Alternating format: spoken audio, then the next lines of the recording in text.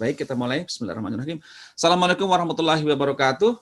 Selamat pagi dan salam jumpa kembali di Inspirasi Bisnis Intani yang ke-9 di hari Rabu pagi ini. Alhamdulillah, di tengah-tengah beberapa musibah yang melanda negeri ini, kita bisa berjumpa kembali, dan spesial inspirator pagi ini kita bersama dengan saya panggil biasanya memang Kang Agus Sabarudin. Ya, beliau dikenal saat ini sebagai bankers yang luar biasa, dan saat ini beliau menjabat sebagai Dirut Bank Kalsel. Beliau juga doktor di bidang ilmu pertanian, dan khususnya di pemberdayaan, di pembiayaan di masyarakat perkotaan. Wabil itu, kita sebelum mulai, kita turut prihatin terlebih dahulu atas bencana dan musibah yang menimpa negeri ini di akhir-akhir ini, dan khususnya di Kalimantan Selatan. Nah, Kang Agus ini juga setiap hari turun ke lapangan untuk membantu para pengungsi yang saat ini, menurut info dari beliau, masih pasang surut ketinggian airnya, dan masih banyak rekan-rekan saudara kita yang saat ini masih mengungsi. Dan yang keduanya juga saya mengucapkan selamat kepada Kang Agus atas lahirnya cucu pertama beliau. Wah, ini juga ada kabar baiknya, ada kabar prihatinnya, tapi itulah keindahnya hidup. Dan alhamdulillah terima kasih sekali Kang Agus pagi ini berkenan bergabung di tengah-tengah kesibukan dan keprihatinan beliau, berkenan menjadi inspirator di pagi ini. Baik, juga saya sampaikan terima kasih kepada Kang Guntur selaku Ketua Umum Insan Tani dan Nelayan Indonesia, sekaligus Asisten Staf Sus Wapres di bidang ekonomi dan keuangan, yang juga tengah sibuk-sibuknya di pagi ini di awal tahun mendorong pemulihan ekonomi nasional di tengah-tengah pandemi ini.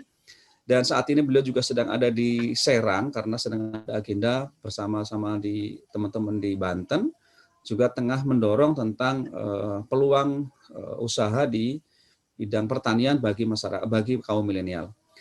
Terima kasih, selamat pagi Kang Agus dan Kang Guntur. Ini sama-sama senior saya di pertanian dan ekonomi syariah yang luar biasa pagi ini. Baiklah Bapak Ibu sekalian, pagi ini kita akan sharing bagaimana akses pembiayaan dan permodalan dari perbankan, khususnya di sektor pertanian. Dan pembiayaan atau permodalan di pertanian, di sektor pertanian merupakan isu yang sangat klasik dari dulu sampai sekarang ini. Petani di samping kesulitan mengakses faktor produksi seperti pupuk dan benih, juga faktor permodalan menjadi hal yang sangat krusial dan sangat dinanti oleh masyarakat, sehingga petani karena tidak mampu mengakses modal dari lembaga keuangan khususnya perbankan, banyak diambil peluang ini oleh para penghijau, rentenir, dan tengkulak.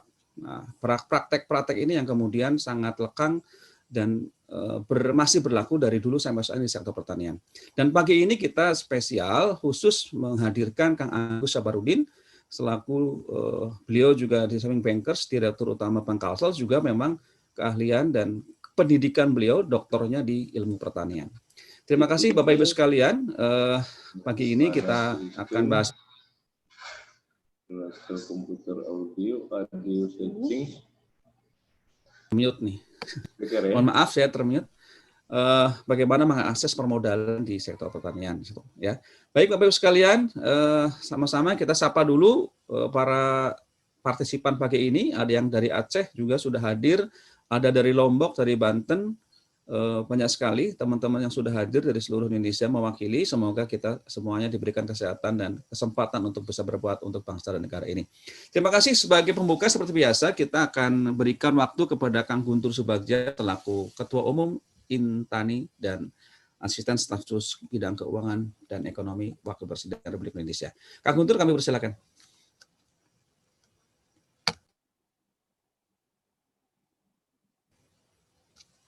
Mbak Nadia, mohon di-unmute Kang Gunturnya. Ini di-mute dari pusat ini. Ya. Baik, terima kasih.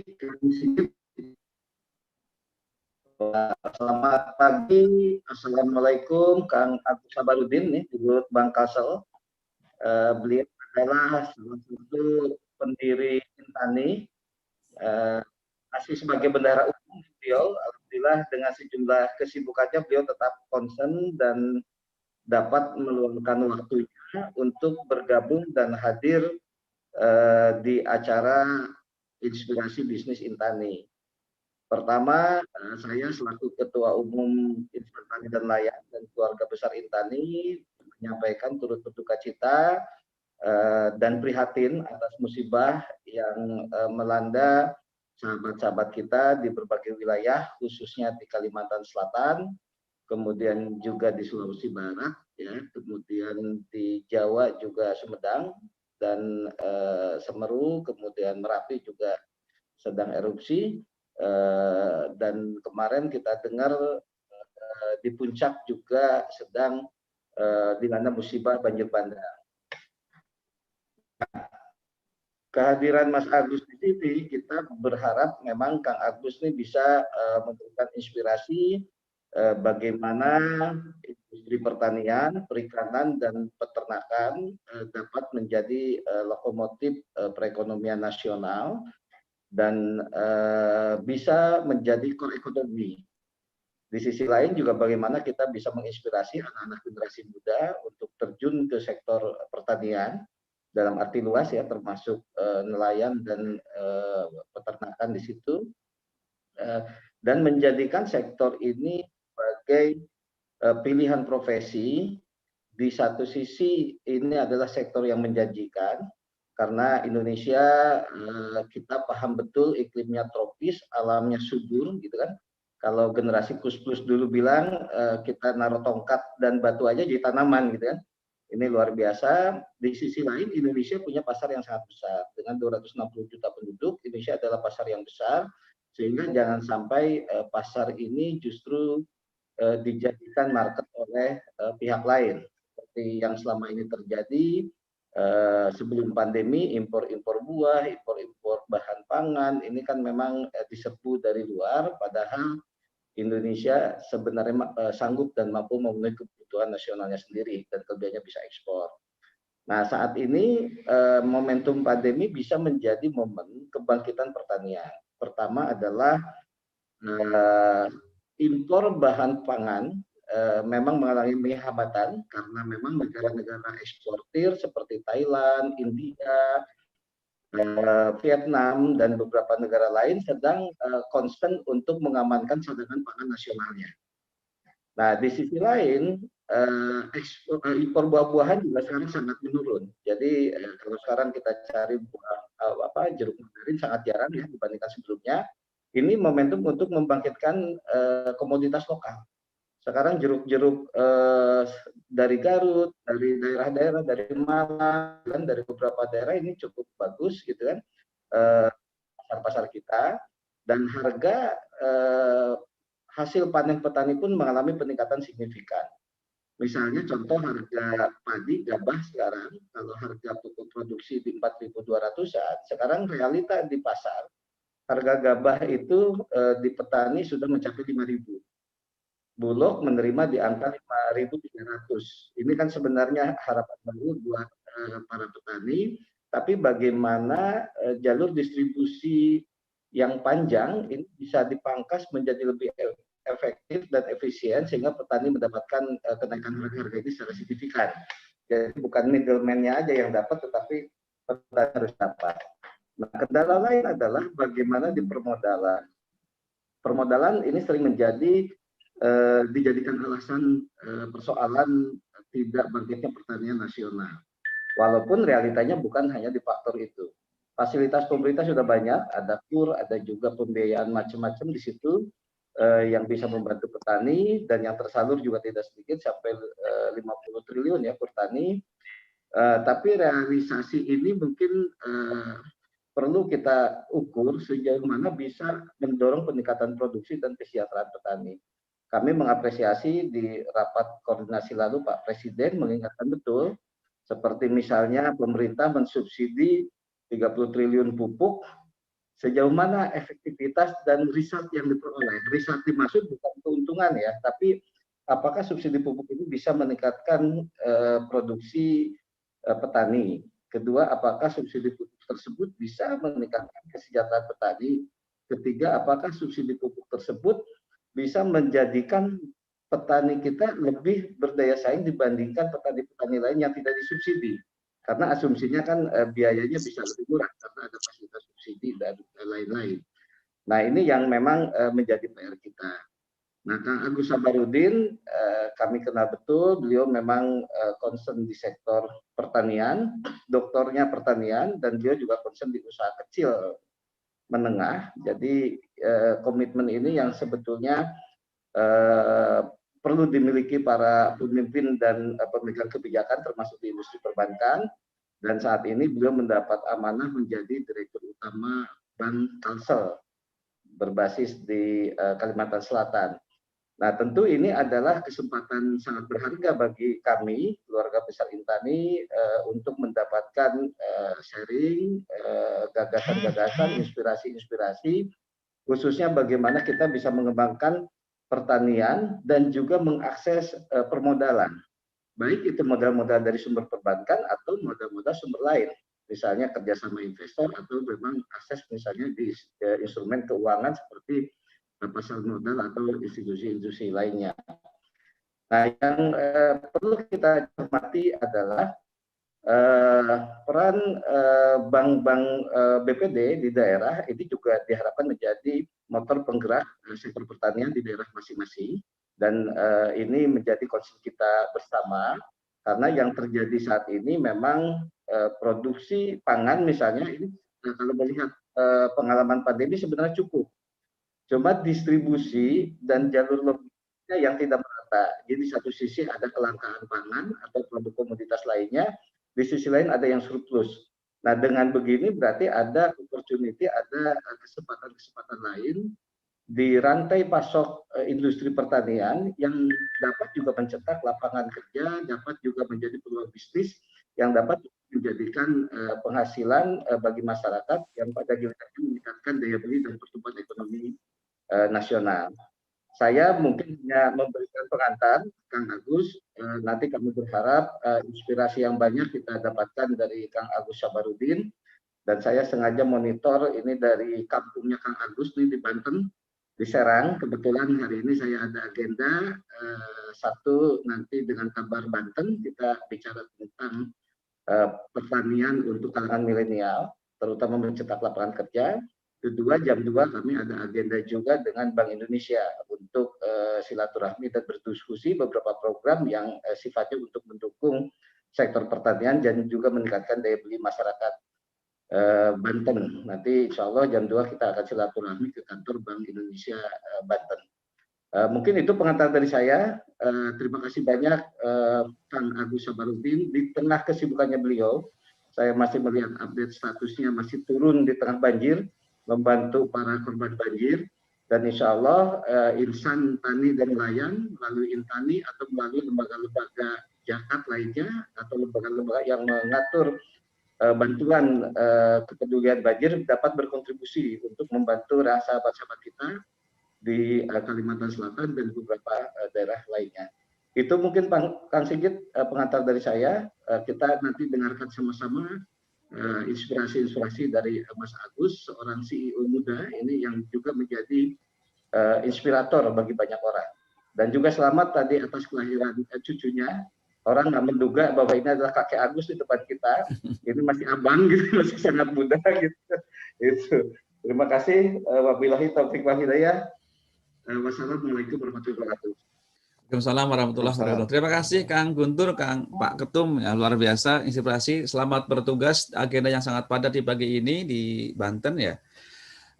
Teman-teman semua, pagi ini sudah bergabung luar biasa nih, Kang Pak Ketum dan Kang Agus. Ada yang dari Biren, ada yang dari Larantuka, ada yang dari Lombok Barat, ada yang dari Lombok Utara, dari Jawa Tengah, Jawa Timur, dan Aceh juga banyak, Batam, Riau juga sudah ada. Alhamdulillah pagi ini teman-teman semua, rekan-rekan insan tani dan dari Indonesia, pagi ini kita sudah bersama Kang Agus tadi. Kang Agus ini bagi para teman-teman yang dari pesantren, jangan khawatir, Kang Agus ini S1-nya adalah sastra Arab. Jadi beliau memang dari UIN ya S1-nya, jadi beliau sudah tidak asing kalau dunia pesantren.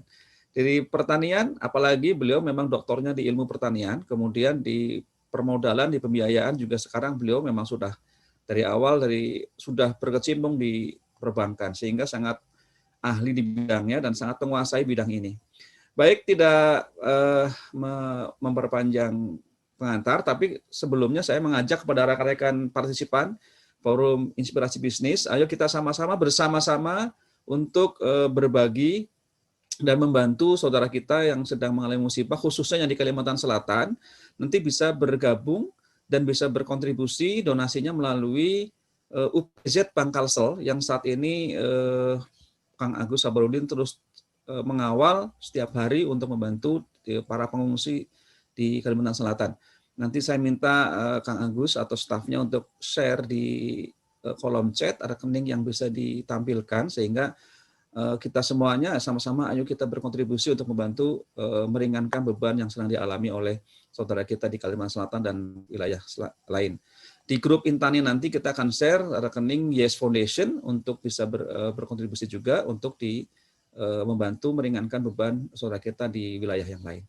Baik Bapak Ibu sekalian, Inspirasi Bisnis Intani pagi ini bersama Kang Agus Sabarudin akan sharing tentang bagaimana mengakses permodalan perbankan. Terima kasih. Selamat menyimak. Silakan Kang Agus, saya persilakan. Baik. Assalamualaikum warahmatullahi wabarakatuh. Salam sejahtera buat kita semua.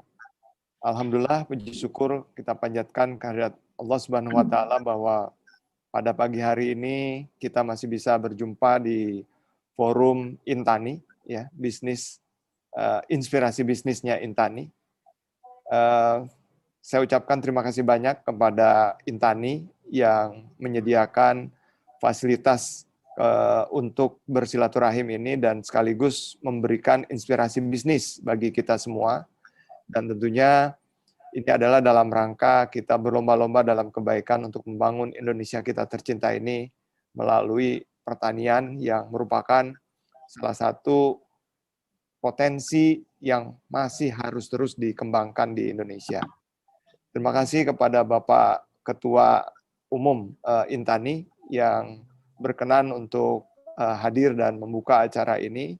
Ya, tentunya kami mengucapkan terima kasih atas dukungannya dan juga saya terus memperhatikan perjuangannya Pak Ketum ini secara konsisten ya untuk bisa ya menjadi Indonesia menjadi tuan rumah lah bagi produk-produk yang dibutuhkan ya, produk pangan yang dibutuhkan oleh warganya sendiri. Dan tentunya kayaknya udah layak untuk jadi Menteri Pertanian.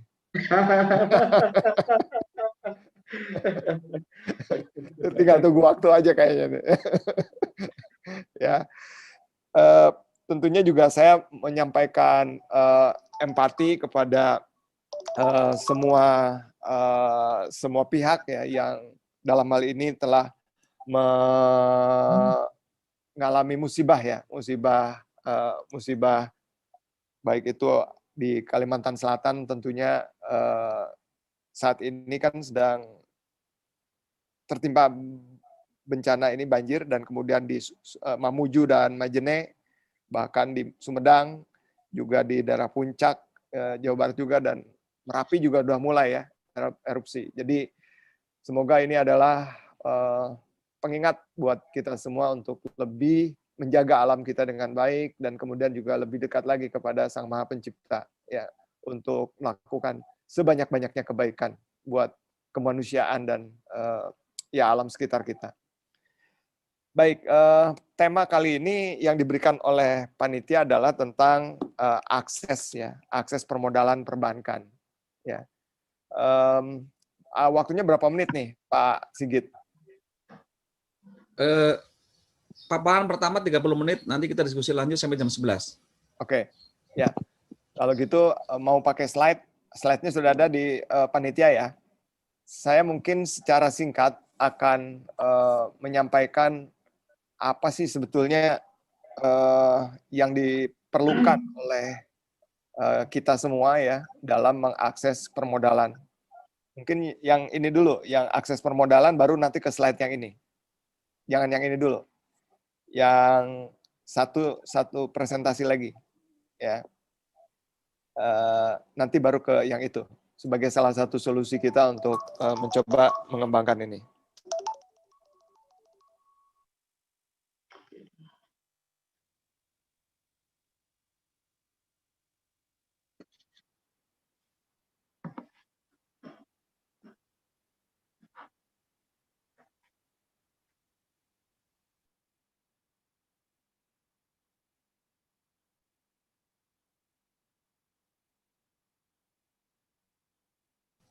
Baik, Bapak Ibu, sambil menunggu Pak Agus Sarabudin yang ada keperluan sebentar, di kolom chat sudah ada pengumuman tentang rekening penggalangan bantuan untuk Banjir Kalsel. Maaf. Silakan, Ya. silakan, Kang Gus. Oke, baik.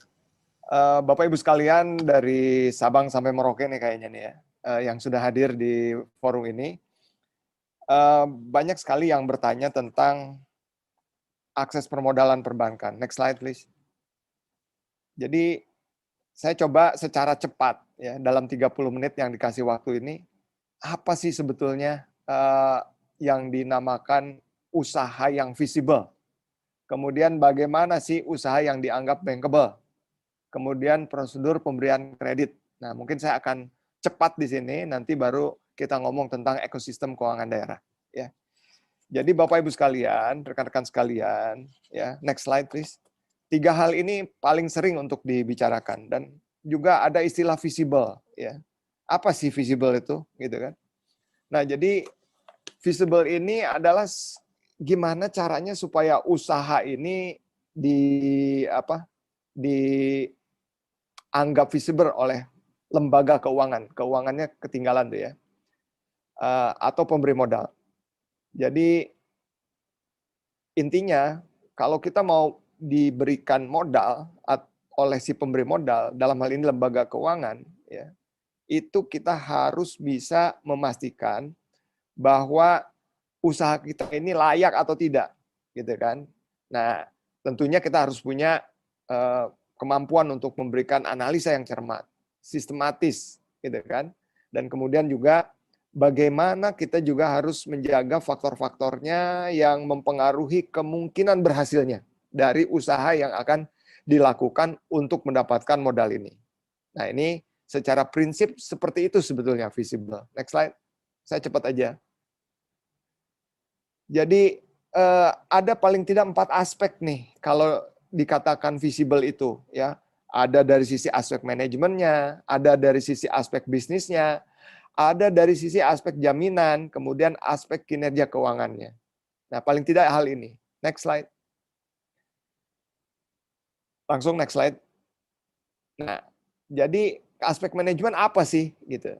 Nah, upayakan ya kita tuh punya persyaratan legalitas yang lengkap ya sesuai usaha yang dijalankan dan terpenuhi sesuai dengan ketentuan yang berlaku. Kemudian juga calon yang mendapatkan modal ini harus punya pengalaman lah di bidang usahanya. Sebelumnya minimal ya paling tidak sudah berjalan 6 bulan lah, ya, itu udah bisa dipertimbangkan menjadi bagian dari visible itu. Ya, lebih lama lebih bagus, gitu kan ya. Kemudian calon debitur ini berjiwa wira swasta, kemudian profit oriented, ya, dan juga ingin tumbuh, ya, bermotivasi untuk mengembangkan, growth oriented. Ya. Kemudian juga yang penting tidak ada catatan yang jelek tentang calon debitur itu. Jadi harus dipastikan ya tidak masuk dalam kategori yang suka tidak bayar utang ya atau masuk dalam kategori non performing loan gitu. Kemudian karakternya juga akan dinilai oleh si calon pemberi modal ini. Dia punya sikap kooperatif apa enggak gitu. Kemudian karakternya baik atau tidak, itu juga penting untuk bisa dipertimbangkan. Kemudian tidak sedang menikmati fasilitas kredit dari lembaga keuangan lain atau bank lain untuk pembiayaan yang sama, ya kecuali misalnya dalam rangka proses takeover. Ya. Kemudian tidak terdapat tunggakan kewajiban pokok dan bunga. Nah ini penting, ya. Jadi kredibilitas dari individunya itu sangat dilihat. Ya. Langsung next slide. Aspek berikutnya adalah kelewat, aspek bisnis. Ya, aspek bisnis. Nah, gimana nih dari sisi aspek bisnisnya nih? Apakah usahanya ini sudah berteknologi sederhana nggak nih? Ya, mudah dioperasikan apa enggak nih? Gitu kan? Karena di situ akan melihat, si pemberi modal akan melihat going concern dari usahanya ini. Kemudian jenis produk atau barang yang diperdagangkan ini kira-kira demand-nya ada nggak sih di masyarakat? Gitu. Ya. Kemudian kira-kira nih produksinya ini bisa nggak ditangani sendiri oleh key person-nya? Ya. Kemudian bagaimana ketergantungan terhadap tingkat ketergantungan dengan supplier-nya itu seperti apa? Gitu ya. Dia bisa nggak untuk menjaga kemandirian atau kelangsungan dari usahanya? Mesin yang dipakai mempunyai nilai ekonomis atau harga jual apa enggak? Nah, itu juga bisa jadi pertimbangan juga. Kemudian jenis produksinya tidak sensitif terhadap waktu misalnya. Ya, cepat kadaluarsa lah dan sebagainya. Ketersediaan tenaga kerjanya kira-kira gimana nih, cukup tinggi atau tidak? Gitu ya. Kemudian mampu bertahan atau tidak nih di tengah persaingan yang sangat ketat sekarang ini. Oke, lanjut. Next slide, please. Yang ketiga, ya. Yang ketiga itu adalah aspek jaminan. Tolong slide-nya, moderator. Jaminan itu kita harus melihat ya, nilai jaminan itu di atas atau sesuai ketentuan agunan yang berlaku atau tidak. Slide berikutnya. Kemudian mempunyai nilai ekonomis yang dapat dinilai dan bernilai atau tidak. Ini juga jadi pertimbangan. Kemudian dapat dilakukan pengikatan secara sempurna sesuai dengan ketentuan yang berlaku, ya, atau tidak. Gitu. Kemudian nilai pengikatan mengcover nilai kreditnya atau yang akan diberikan modalnya itu atau tidak. Kemudian agunan yang insurable, diasuransikan. Kemudian kredit yang diberikan dilakukan penjaminan kredit sesuai dengan ketentuan yang berlaku ya pada institusi keuangan misalnya. Kemudian tidak ada permasalahan hukum atas jaminan. Lanjut. Kemudian ada aspek kinerja keuangan. Satu, kemampuan untuk membayarnya diupayakan 1,25 kali deh, gitu ya. Kemudian omset penjualan paling banyak sebesar 300 juta per tahun, misalnya. Ya, ini yang visible ya. Kemudian ada likuiditas current rasionya itu di atas 120%. Kemudian solvabilitas debt rasionya 150% ke atas. Kemudian debt to equity rasionya maksimal 1,5 kali. Ini kalau mau ngebahas ini nanti satu sesi khusus nih Pak Sigit ya. Saya cepat aja, karena sebenarnya nanti saya akan bahas tentang ekosistem keuangan daerah yang bisa menjadi salah satu solusi. Ya. Kemudian rentabilitas profit margin itu diupayakan harus lebih besar daripada suku bunga dana tertinggi. Ya. Jadi jangan sampai besar pasak daripada tiang ya. Jadi ini yang harus diperhitungkan. Nah, teman-teman sekalian, kurang lebih kalau bisa memenuhi 4 kriteria itu, maka itu sudah visible. Nah, sekarang next slide. Ya, next slide itu kalau yang bankable itu apa sih? Ada visible, ada bankable, gitu kan ya. Nah, memang istilah bankable ini artinya ya usahanya udah visible, tapi harus sesuai dengan ketentuan perbankan. Nah, mungkin kenapa sih kok harus bankable? Bapak Ibu sekalian, teman-teman sekalian, itu para intern semua, bahwa kita tahu bank ini kan sebetulnya adalah intermediary, sebagai jembatan aja. Dia nggak punya modal yang sesuai dengan, maksudnya gini, dana yang diberikan kredit kepada masyarakat itu bukan semata-mata modal pribadinya sendiri. Karena kita capital adequacy ratio kita ya saat ini perbankan rata-rata sekitar 20%. Artinya ya lebih banyak dari dana yang dikredit ya diberikan kepada masyarakat ketimbang modalnya sendiri. Nah, itu dananya siapa? Itu adalah dananya para deposan, dananya para penabung. Nah, itulah dana itu yang dikelola oleh perbankan untuk disalurkan kepada yang membutuhkan, yang punya usaha. Oleh karenanya, kewajiban bank itu harus menjaga agar dana para deposan itu bisa kembali. Nah, karena itulah, karena cuma sebagai jembatan, cuma sebagai intermediary, maka akhirnya setiap permohonan kredit yang disampaikan kepada bank itu harus memenuhi persyaratan-persyaratan. Ya, oleh karenanya secara umum ya dapat disingkat ya bahwa ada 6C plus 3R ya supaya bisa dikatakan bankable ya. Nah, apa sih 6C dan 3R ini ya? Kurang lebih sih next slide ya. 6C itu adalah karakter ya. Karakternya gimana? Capacity, kapasitas untuk bisnisnya untuk membalikan kayak apa. Kemudian capital, permodalannya bagaimana? Kolateral, jaminannya kayak gimana? Terus condition of economy, bagaimana pengaruhnya terhadap kondisi ekonomi. Kemudian ada constraint, ya, bagaimana nih constraint-nya. Nah, ada 6C ini yang nanti saya bahas dalam slide berikutnya. Ya, jadi yang pertama karakter. Tadi sebagian sudah dibahas juga di visible ya, karena kurang lebih biasanya kalau udah visible maka udah gampang tuh masuk ke dalam bankable karena sudah teruji sebelumnya, gitu kan.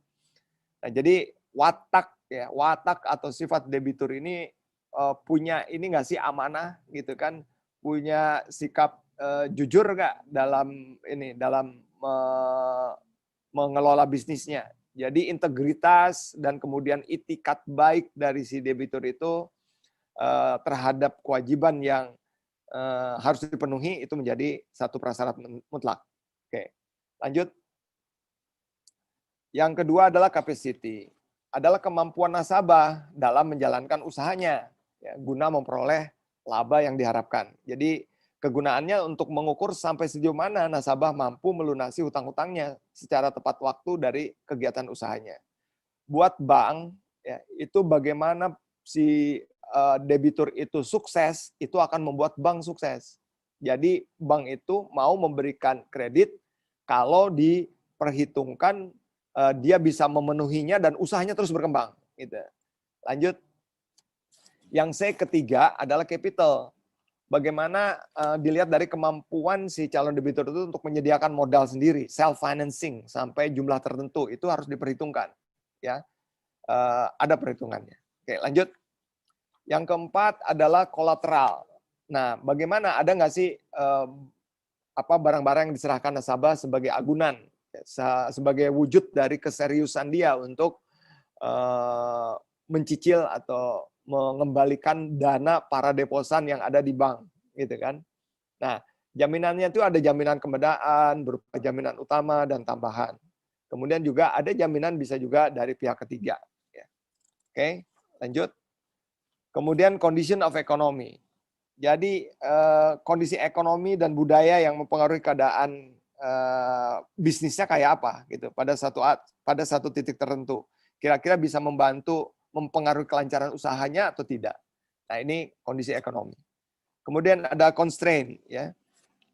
Batasan-batasan atau hambatan-hambatan yang tidak memungkinkan seorang melakukan bisnis di suatu tempat.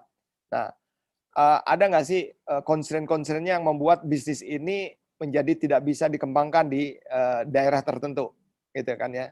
Ya, misalnya kehalalan produk dan sebagainya. Ada contoh-contohnya, ya. Ada ininya persyaratan-persyaratannya. Nah, ini adalah 6C. Kemudian 3R, ya.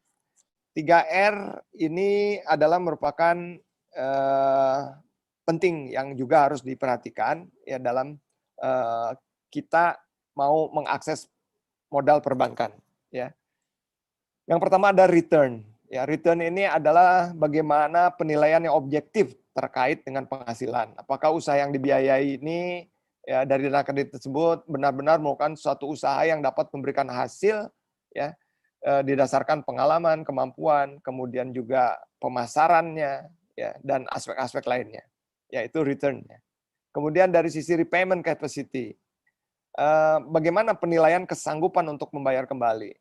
Hal ini dimaksudkan apakah nasabah debitur benar-benar mempunyai kesanggupan untuk mengembalikan kredit dari bank. Gitu.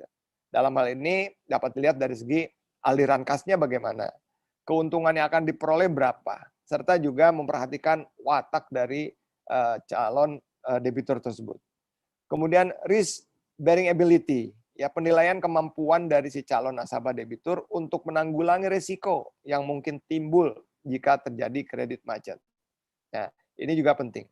Nah, jadi 6C dan 3R inilah sebagai upaya pengusaha dalam mengakses permodalan yang ada di perbankan. Ya, oke. Nah, sekarang slide berikutnya, ya, slide berikutnya prosedur pemberian kredit. Ya, biasalah ini formalitasnya ya.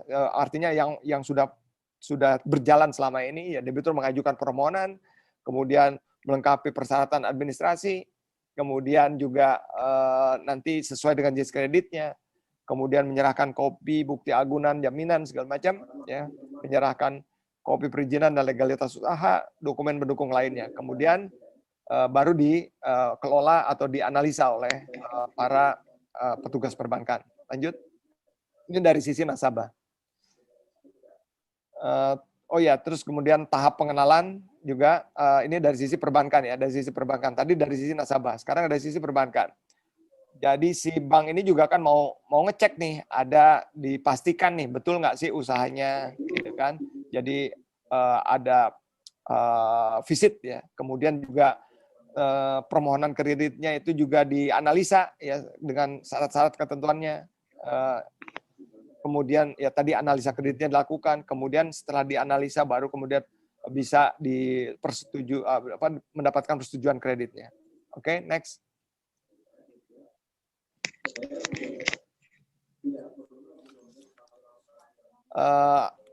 Kemudian realisasi tadi ya, terus kemudian pengawasan kredit ya diperiksa setelah jalan itu dipantau, kadang-kadang dikunjungi, kemudian diperiksa gitu ya, analisa keuangannya arus kasnya sebagainya, dan kemudian sampai dengan pelunasan kredit ya, sampai lunas. Lanjut. Nah, ini adalah gambaran bagaimana sih untuk bisa mengakses dana di institusi keuangan yang visible dan kemudian yang bankable. Selanjutnya, yang sedang kami lakukan di Bank Pembangunan Daerah Kalimantan Selatan atau Bank Kalsel ini, kami sedang mengusung sebuah solusi lah ya, sebuah solusi membangun ekosistem keuangan daerah. Ya, jadi teman-teman sekalian, karena saya berada di Kalimantan Selatan, ya Bank Pembangunan Daerah Kalimantan Selatan, tentunya kami ya sebagai Bank Pembangunan Daerah harus bersama-sama dengan pemerintah daerahnya dalam membangun daerahnya. Kebetulan yang Kalimantan Selatan ini sejalan dengan program pusat, yaitu bagaimana meningkatkan ketahanan pangan nasional. Jadi kalau di daerah berarti meningkatkan ketahanan pangan daerah. Nah, kami melihat bahwa upaya-upaya yang harus dilakukan, ya, upaya-upaya yang harus dilakukan itu adalah ya bagaimana caranya kita membuat daerah ini mampu membiayai kebutuhan proyeknya, ya. Nah, kami menawarkan konsep ekosistem keuangan daerah kepada pemerintah daerah.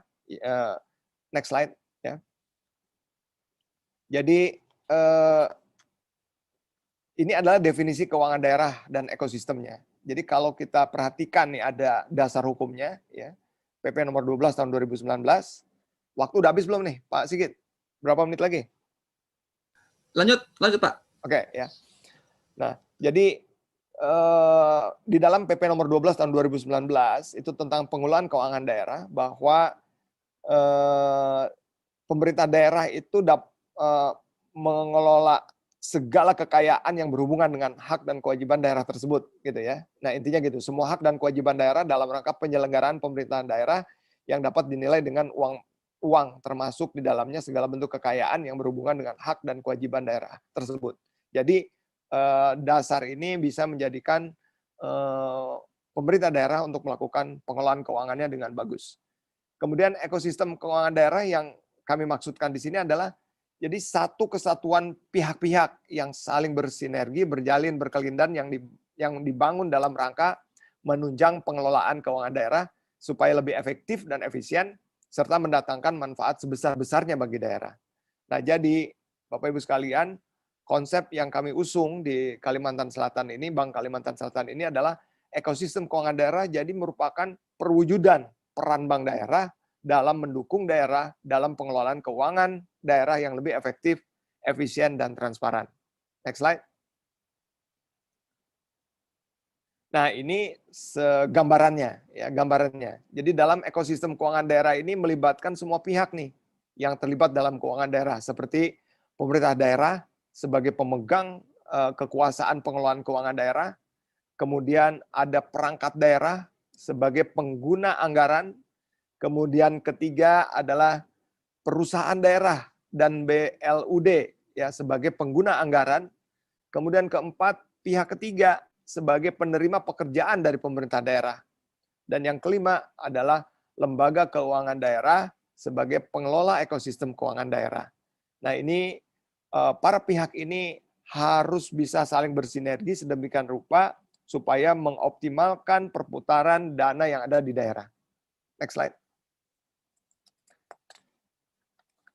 Nah, Bapak Ibu sekalian yang saya hormati, benefit dalam ekosistem keuangan daerah ini apa sih gitu ya? Kalau di dalam slide ini bisa dikasih ke gambaran lah, dikasih gambaran ke semua ya bahwa keuntungan buat pemerintah daerah itu tentunya satu, mendukung penata kelolaan keuangan yang lebih baik dan transparan. Kemudian memperbesar kebermanfaatan keuangan daerah bagi daerah sendiri. Kemudian pemantauan dan monitoring keuangan daerah yang lebih teratur dan tertata. Kemudian keempat, memperbesar penerimaan pendapatan daerah. Yang kelima, mendatangkan manfaat yang lebih besar bagi masyarakat daerah. Apalagi sekarang pemerintah pusat juga sedang menggalakkan transaksi non-tunai ya di pemerintah daerah ini. Jadi sejalan dengan prinsip-prinsip transparansi, efektivitas pengelolaan keuangan daerah. Kemudian bagi lembaga keuangan daerah, pengelola ekosistem keuangan daerah, untungnya apa nih benefitnya?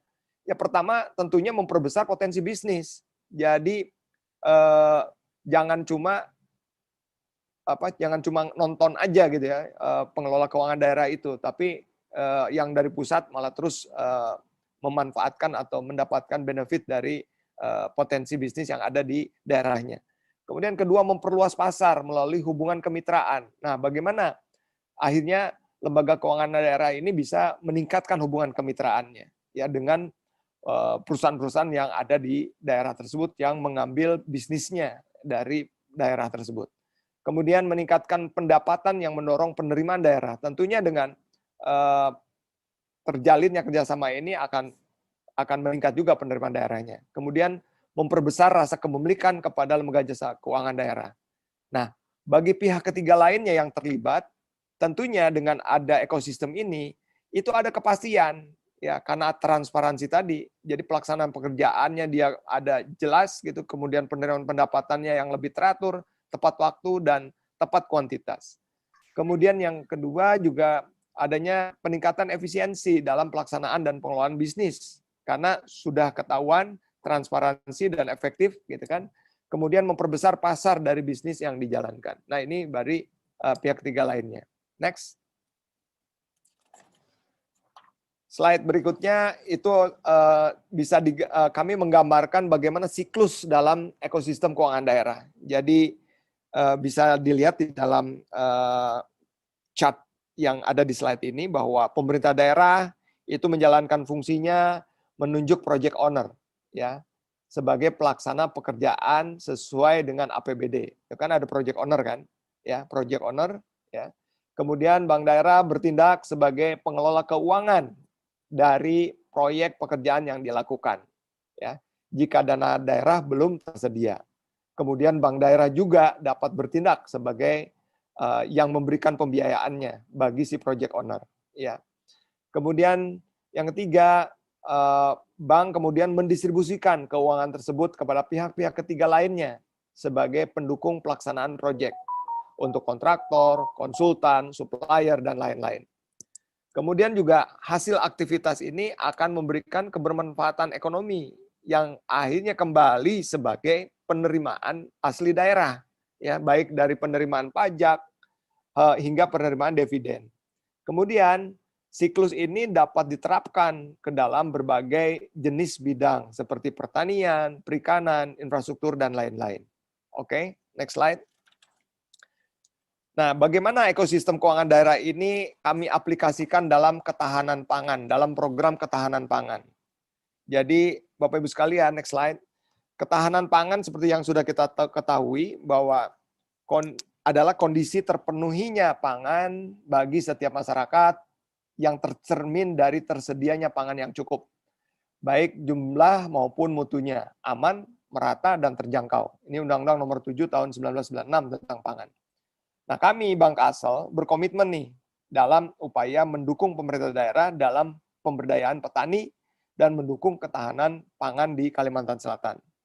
Jadi, ketahanan pangan nasional itu Global Food Security Index mencatat status ketahanan pangan Indonesia berada di peringkat ke-62. Kalau untuk di Kalimantan Selatan sendiri, dalam kondisi pandemi seperti ini, ternyata sektor pertanian itu memberikan kontribusi yang cukup besar ya untuk PDB di daerah, yaitu 9,2%. Ya, itu cukup besar. Nah, next slide. Slide berikutnya ini bagaimana ada 3 pilar ketahanan pangan yang harus diperhatikan ya.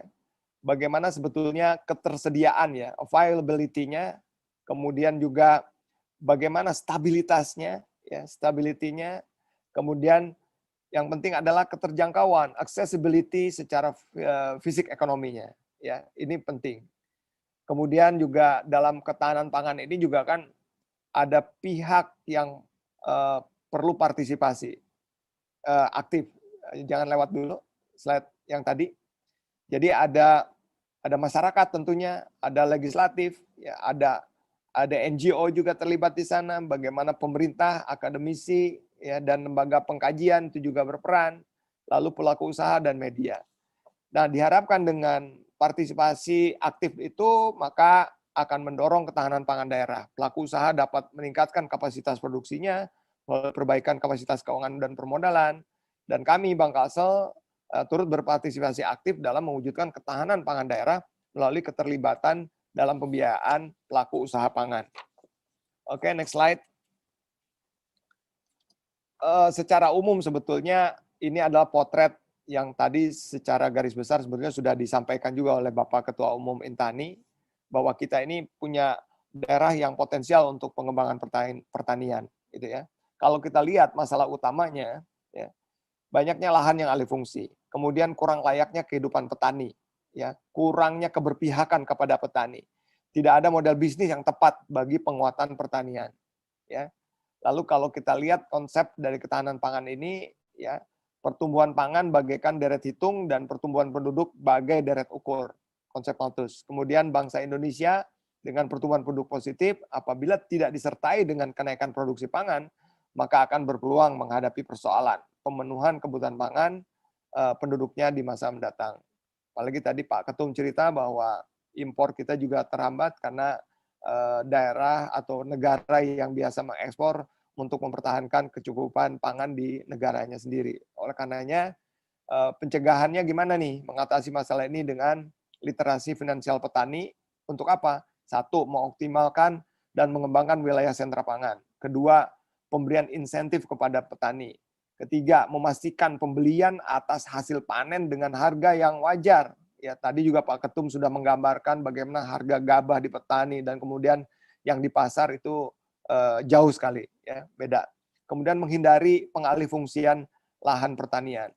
Dan sebetulnya di sini juga di dalamnya adalah bagaimana melakukan intensifikasi pertanian. Next slide. Slide berikutnya adalah bagaimana ekosistem keuangan dalam ketahanan pangan. Jadi secara umum dalam slide ini bisa digambarkan bahwa untuk memberikan dukungan yang lebih komprehensif, ya, jadi kami Bank Kalsel ini dapat membangun sebuah sistem keuangan daerah dalam penguatan ketahanan pangan. Jadi dalam konsep ini Bank Kalsel berfungsi sebagai lembaga keuangan sentra dari ekosistem keuangan yang dimaksud. Ya. Jadi bagaimana bantuan-bantuan ekonomi, bantuan keuangan baik itu dari internasional, ya, pinjaman lunak itu bisa diterima oleh kami, bahkan dari pemerintah daerah anggarannya juga bisa dikelola oleh kami, bahkan dari sumber dana Bank Kalsel sendiri, kemudian ada lembaga penjaminan daerah juga masuk di situ, kemudian juga kami melibatkan bagaimana universitas ekspor dan lain-lain, kami kelola dengan baik sehingga kami bisa melakukan pembiayaan, ya, pinjaman lunak kepada pengusaha kecil, petani, peternak, pedagang dan sebagainya. Kemudian juga kontrak supply-nya juga kita upayakan, udah ada off-taker-nya, bagaimana industri pangan yang membutuhkan itu sudah terjalin kerjasamanya. Jika industri pangannya ini juga butuh bantuan biaya, kita juga bisa melakukan pinjaman lunaknya. Nah, ini sebuah ekosistem yang kita gambarkan bahwa dengan demikian upaya kita untuk menjaga agar petani tadi hidup sejahtera, dan kemudian yang paling penting sebetulnya bukan masalah produksi dari pertanian. Saya lihat para petani itu sudah pandai memastikan produksi, tapi yang jadi kendala utama dari produk pertanian itu adalah masalah distribusi hasil pertanian kepada end user, ya, sehingga akhirnya harga dari para petani itu bisa terjaga.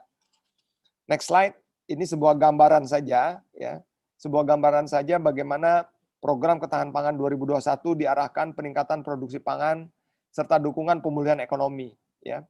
Jadi tadi juga sudah disampaikan bagaimana dukungan pemerintah 30 triliun ya untuk dialokasikan untuk subsidi pupuk misalnya, ya. Itu tadi apakah itu efektif atau tidak? Nah, ini juga PR buat kita, tapi kalau Bank Kalsel, kami untuk membantu petani, ya, kami siapkan ada kredit usaha rakyat, ya, kredit usaha rakyat yang notabene ini bunganya ringan, ya, yaitu sekitar berapa 6% gitu, ya. Bahkan kami sedang ada program sempat 0% juga, ya, 0% juga. Nah, ini kita dampingi petani itu supaya pengelolaan yang dia tanam itu betul gitu. Mungkin kalau dulu kita pernah dengar panca usaha tani, ya. Bagaimana panca usaha tani itu bisa diterapkan, termasuk juga memastikan bibitnya, pupuknya, dan pengelolaan tanahnya, ya. Jadi kalau kita lihat di sini potensi yang ada, ya, potensi yang ada, produksi padi, kemudian produksi jagung, produksi kedelai, ya. Nah, ini hal-hal yang bisa jadi salah satu produk champion yang sedang dikembangkan gitu, ya, untuk ketahanan pangan ini. Jadi ada produksi daging juga, pembangunan bendungan, kemudian peningkatan rehabilitasi irigasi, ya. Nah, ini gambaran sebagai bahan untuk diskusi kita. Yang jelas untuk akses keuangan bagi para petani, kami di Bank Kalsel itu memang sangat memprioritaskan, ya, sangat memprioritaskan kemudahan dari para petani. Bahkan insya Allah dalam waktu dekat kita akan meluncing sebentar lagi digitalisasi untuk pembiayaan UMKM, sehingga kemudahan bagi para UMKM untuk mengakses permodalan itu akan menjadi lebih nyaman, gitu. Demikian, terima kasih. Assalamualaikum warahmatullahi wabarakatuh. Waalaikumsalam warahmatullahi wabarakatuh. Terima kasih sekali, luar biasa paparannya. Ada dua paparan yang sangat penting menurut saya, dan ini sangat membuka wawasan kita semua bagaimana pertama mengakses ada visible dan ada bankable. Yang kedua adalah bagaimana memaparkan konsep ekosistem keuangan daerah. Nah, di sini tentu banyak sekali partisipan dari berbagai daerah, ada dari BPP, ada dari Kemendes dan sebagainya, yang bisa mengadopsi ini sehingga ekosistem ekonomi dan pertumbuhan ekonomi khususnya di sektor pertanian dapat dipercepat, ya, karena tadi di paparan Pak Agus Sabarudin itu bagaimana ada solusi-solusi yang ditawarkan dalam konsep ini sehingga pertumbuhan dan distribusi pangan itu dapat terwujud. Kemudian langsung saja teman-teman semua, ada beberapa sebelum kita masuk ke sesi tanya jawab dan diskusi, yang menginginkan daftar hadir pasti akan di-share di menjelang atau sebelum acara ini berakhir. Kemudian materi juga akan di-share di grup ini. Lain dari itu, kemudian juga ini sudah ada rekening dari UPZ Bank Kalsel yang buat teman-teman Intanis yang ingin berbagi, membantu meringankan beban para korban bencana, khususnya bencana banjir di Kalimantan Selatan. Rekan-rekan bisa berbagi, bisa bertransfer melalui rekening UPZ Bank Kalsel di nomor rekening 901 03 05 00 777 atas nama UPZ Bank Kalsel. Bisa dilihat di chatroom. Baik Bapak Ibu semua, kita masuk ke sesi diskusi. Mohon maaf, ini pertanyaan sudah sangat banyak. Tentu rekan-rekan bisa raise hand, langsung bertanya, berdiskusi langsung dengan Kang Agus melalui video ini, Zoom ini, tapi juga bisa melalui chatroom yang akan saya bacakan. Pertanyaan pertama, terima kasih kepada rekan-rekan semuanya yang sudah bertanya dan sudah berasal dari berbagai wilayah ya, dari Sabang sampai Merauke. Selamat pagi Pak Heri, ya Pak Heri bertanya, izin bertanya kepada Pak Agus langsung ya. Ini pertanyaan teknis dan sangat klasik, tapi kemudian insya Allah bisa dijawab dari dengan paparan terakhir tadi solusi Kang Agus di ekosistem keuangan daerah khusus mendorong pinjaman lunak bagi pertanian, peternakan dan perikanan. Izin bertanya, bank kan maunya pengembalian pokok dan bunga atau angsuran tiap bulan, sedangkan rata-rata petani memiliki penghasilan dari hasil panen yang periode panennya tidak tiap bulan. Apakah perbankan berani dan bagaimana perbankan menyiasatinya? Begitu Pak Agus, pertanyaan yang dari Pak Heri. Silakan Pak Agus. Baik, terima kasih Pak Heri. Saya baru saja di Bank Kalsel ini menyelesaikan performance review meeting. Kami punya tradisi untuk melakukan review atas kegiatan-kegiatan yang sudah berjalan selama 4 bulanan ini. Ya. 3 bulanan ya. Jadi kita review, jadi kemarin kita review kinerja posisi Desember ya, 3 bulan terakhir. Nah di dalam performance review meeting itu tema dari meetingnya itu ada leading through innovation. Jadi saya men-challenge Kalselenials, saya kasih nama karyawan Bank Kalsel itu dengan Kalselenials karena rata-rata karyawannya anak-anak milenial. Jadi di rootnya juga ikut milenial, Pak Sigit ya. Ya. Masih milenial ya. Kelahiran kolonial. Ya, jadi nggak ketahuan udah jadi kakek-kakek nih. Kalau kakek-kakek kesannya tua, jadi kakeknya sekali kakek gitu. Nah, jadi kami men-challenge kepada para Kalselenials agar mereka selalu muncul dengan ide-ide inovasinya, termasuk di dalam pembiayaan pertanian ini. Sedang terus kami kembangkan bagaimana istilahnya yarnen, ya, pembayaran saat panen bagi petani. Ini sedang kita kembangkan. Ya. Jadi kami menyesuaikan penyicilan dari kewajiban mereka itu dengan istilah yarnen, bayar ketika panen. Nah, ini salah satu terobosan yang saya pikir menjadi solusi seperti yang tadi ditanyakan oleh Pak Heri. Ya, semoga konsep yarnen ini bisa masuk dalam mitigasi resikonya perbankan gitu ya, dan kemudian bisa juga menjadi role model untuk dikembangkan di perbankan lainnya yang selama ini untuk masuk ke pertanian itu mengerikan karena sesuatu yang tidak tahu hasilnya gitu kan ya. Semuanya adalah tergantung dari Yang Maha Kuasa bagaimana ketika pohon ini ditanam tumbuh kemudian berbuahnya sesuai dengan ekspektasi itu tergantung di atas katanya. Tapi dengan pola yang kami masuk ya, inovasi yang kami masuk, kami bukan saja memberikan kredit ya, tapi kami mendampingi para petani dengan apa? Dengan konsultan pertanian. Jadi kami mendampingi petani, bukan cuma kreditnya kami kasih, kita dampingi supaya memastikan proses produksinya berjalan dengan baik sesuai rencana, kemudian bisa mengembalikan kepada bank gitu. Ya, mungkin itu jawabannya, Mas Sigit. Makasih.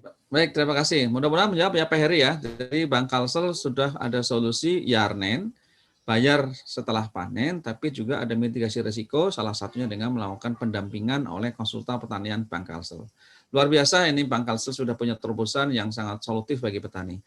Ini pertanyaan berikutnya dari Pak Parlin Sirait dari Batam. Selamat pagi Pak Parlin Sirait dari Batam. Beliau bertanya, petani sering mengalami kesulitan ketika mengajukan kredit karena mereka berusaha tani bukan di lahannya sendiri. Sementara mereka sangat membutuhkan modal untuk memajukan usaha taninya. Bagaimana solusi, apa solusi dari Pak Perbankan untuk memudahkan petani untuk meminjam modal dari bank sementara lahan bukan milik sendiri? Begitu Kang Agus, silakan. Oke, baik. Dari mana tadi Pak Sigit? Dari Batam, Pak Parlin Sirait. Pak Parlin Sirait, ya Pak Parlin.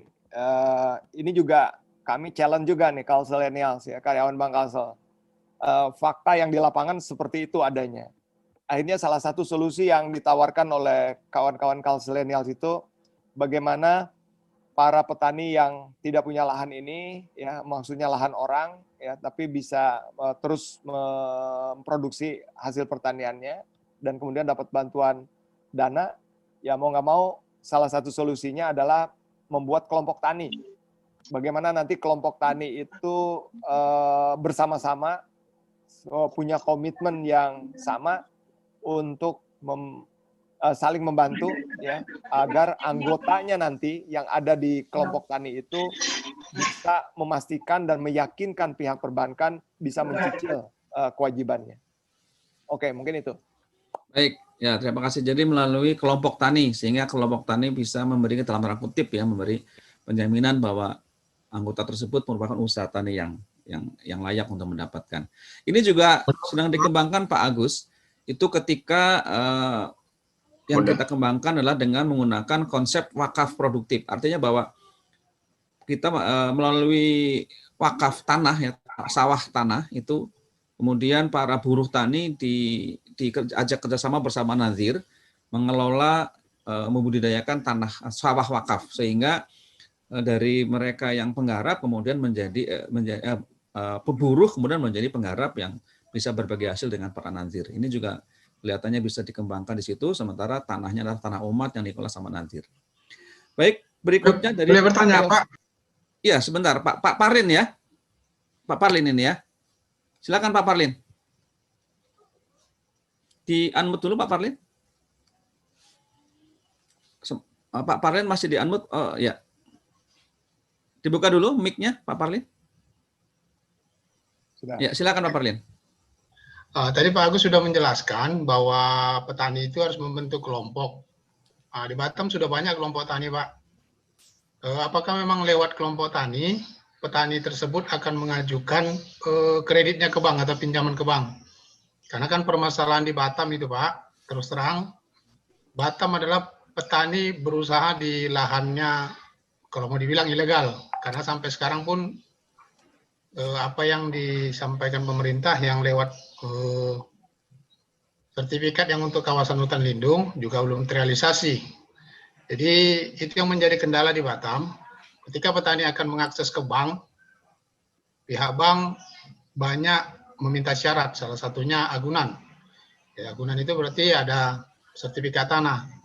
Sementara kalau yang kami ingat Pak, di 2010 kalau saya tidak salah, saat kampanye di Lampung ya, bahwa dikatakan bahwa petani akan lebih mudah mengakses bank untuk mengajukan modalnya. Tapi ini sampai sekarang realisasinya seperti itu. Jadi tadi saya sudah mendengar penjelasan Bapak bahwa di Kalsel sudah dilakukan itu Yarmen. Ya mudah-mudahan daerah lain mengikuti apa yang sudah dirintis oleh Kalimantan Selatan. Terima kasih Pak.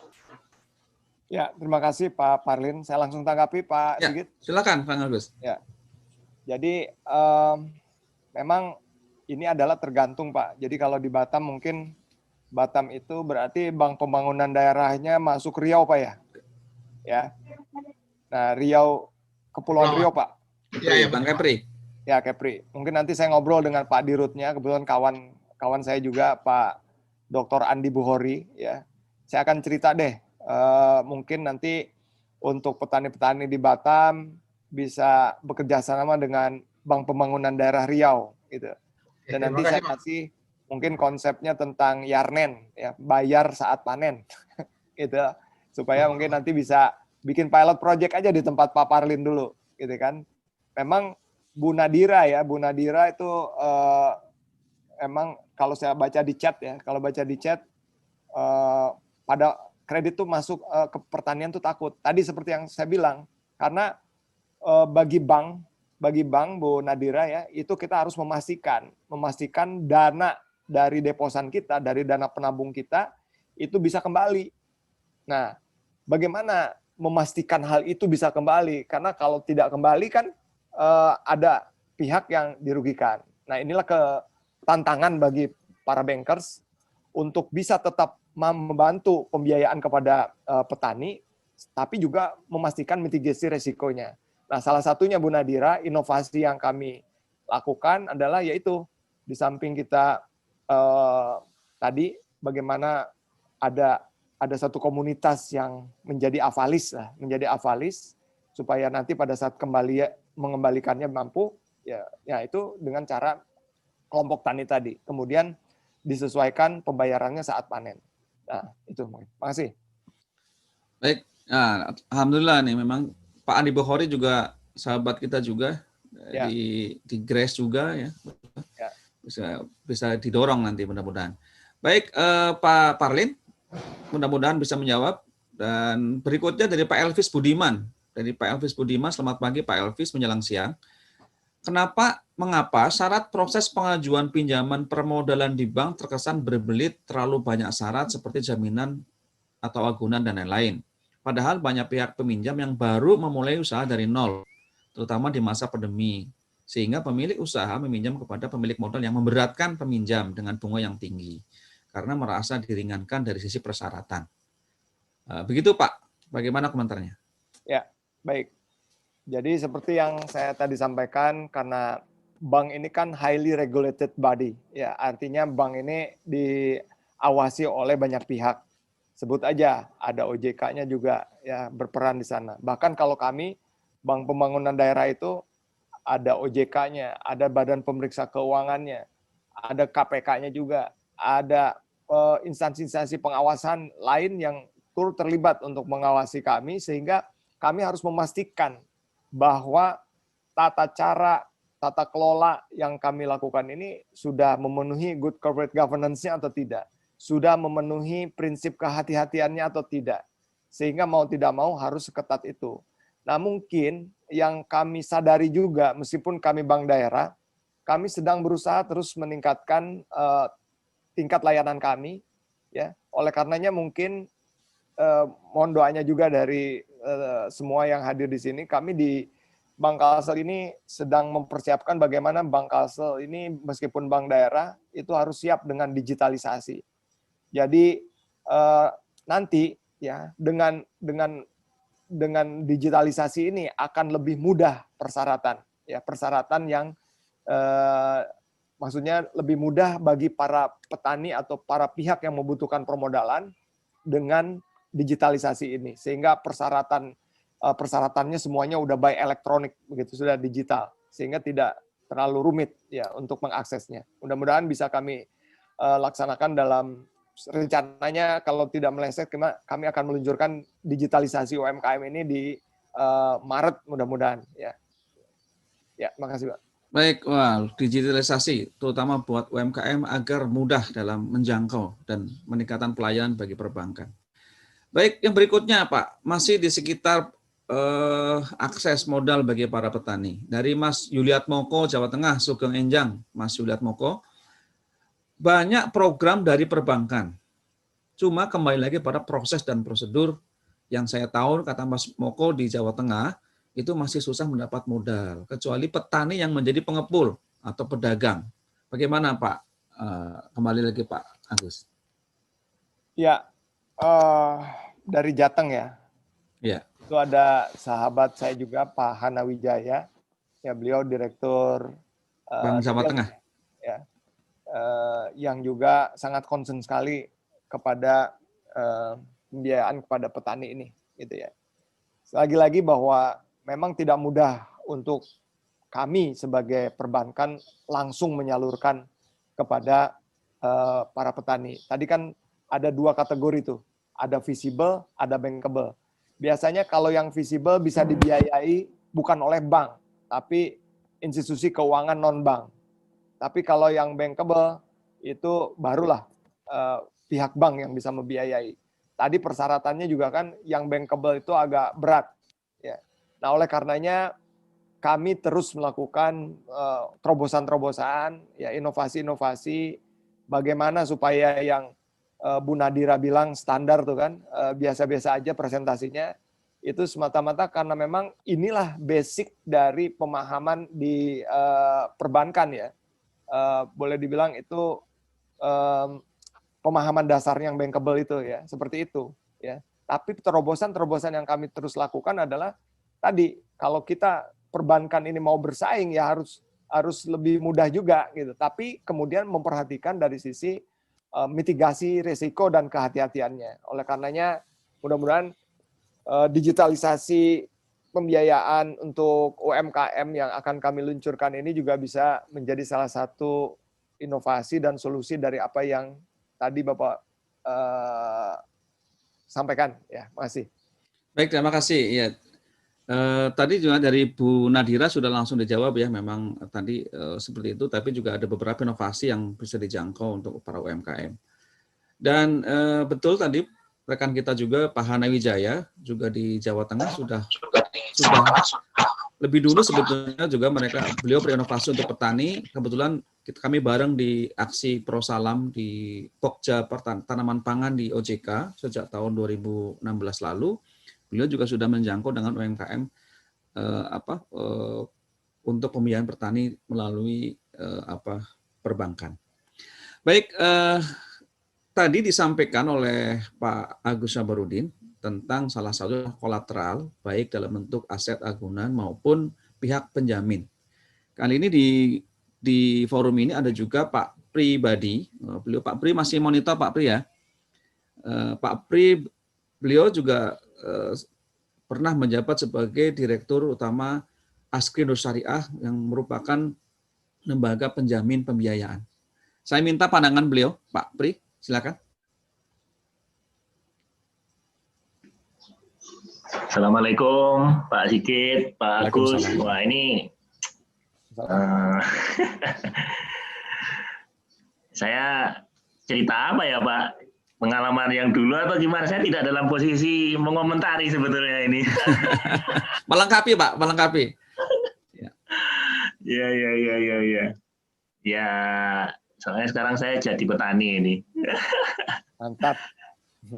Mau sowan sama Pak Agus ini sebetulnya ini. Itu kebun sawitnya banyak itu. Iya Pak, saya sekarang di KJP Pak, JPS. Iya, bantu-bantu di sana. Mantap. Jadi, ya insya Allah nanti mohon waktu mau menghadap Bapak ini. Mungkin Pak Pri bisa cerita tentang jaminan kredit mungkin Pak. Iya, baik. Ya, ini cerita pengalaman aja ya Pak ya. Ya, silakan Pak. Ya, sharing-sharing pengalaman aja. Jadi sebetulnya kan ada beberapa hal yang tadi kendala-kendala yang sudah disampaikan oleh teman-teman petani terkait dengan ya kondisi real petani ya seperti itulah yang tadi diceritakan gitu kan. Masalah kolateral dan sebagainya itu. Nah, ya sebetulnya ada satu lembaga lagi yang barangkali perlu, ya sebetulnya ini tidak pas kalau kita komunikasikan kepada petani. Sebetulnya ini lebih cocoknya kepada lembaga pembiayaan sih sebetulnya yang informasi ini yang disampaikan, karena kalau di dunia perbankan itu ada namanya lembaga penjamin simpanan LPS. Ya, kita semua tahu LPS adalah menjamin uang nasabah yang disimpan di bank kan begitu. Jadi menjamin depositonya uang nasabah yang disimpan di bank. Kalau terjadi sesuatu dengan lembaga perbankan. Nah, di Dan sebaliknya, bahwa ada suatu lembaga lagi, satu lagi, yaitu lembaga yang menjamin dana dari lembaga pembiayaan, termasuk di dalamnya bank dan non-bank. Akibat dari terjadi sesuatu risiko lah atas penyaluran tersebut kepada debiturnya seperti itu. Nah, menariknya adalah sebetulnya lembaga penjamin pembiayaan, lembaga penjamin pembiayaan itu bisa menjadi salah satu alternatif solusi bagi lembaga pembiayaan baik bank maupun non bank. Sebetulnya bukan menggantikan kolateral ya, tetapi melengkapi supaya bank atau lembaga penyalur pembiayaan itu lebih pede dalam mengakses proposal dari calon debiturnya.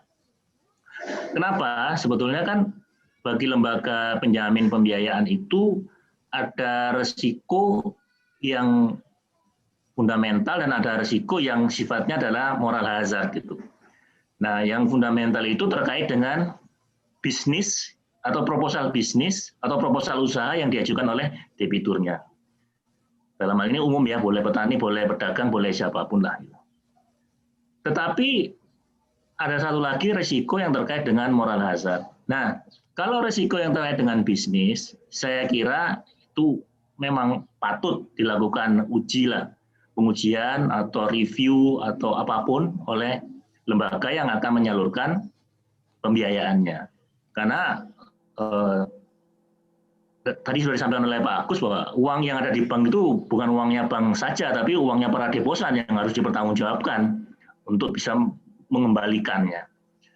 Nah, namun demikian ada satu risiko lagi yang ini agak susah diantisipasi oleh lembaga penyalur pembiayaan, yaitu yang namanya moral hazard. Jadi kadang-kadang, perbankan seringkali berhadapan dengan situasi atau kondisi di mana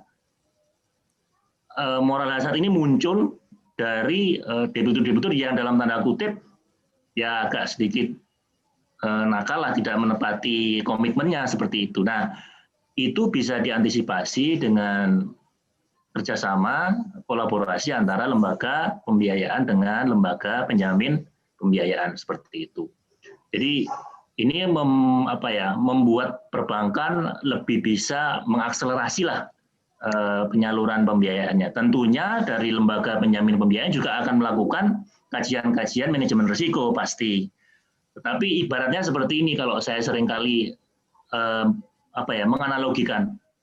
Jadi biasanya kan kalau risiko itu rendah, perbankan oke lah, pasti itu nyaman lah. Tapi ada risiko-risiko yang barangkali perbankan perlu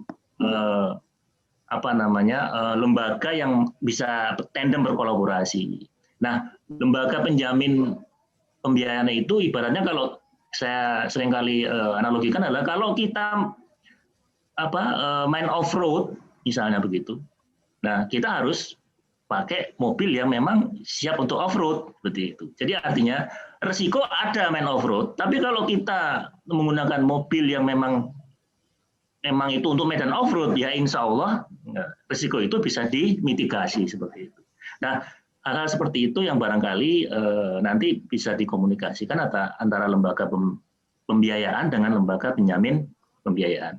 Kurang lebih seperti itu, Pak. Nah, jadi itu bisa mengatasi yang resiko-resiko yang dihadapi oleh perbankan dan bisa diantisipasi. Kira-kira gambaran besarnya seperti itu, Pak. Mungkin itu saja dari saya, barangkali sedikit sharing. Terima kasih, Pak Sigit.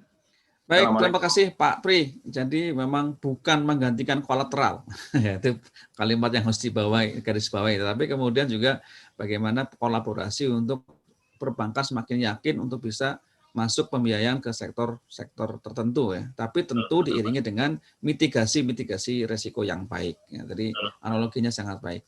Terima kasih Bapak Ibu sekalian. Masih ada waktu untuk bertanya. Silakan raise hand yang bagi yang langsung mau berdiskusi dengan Pak Agus Sabarudin maupun dengan Pak Pri.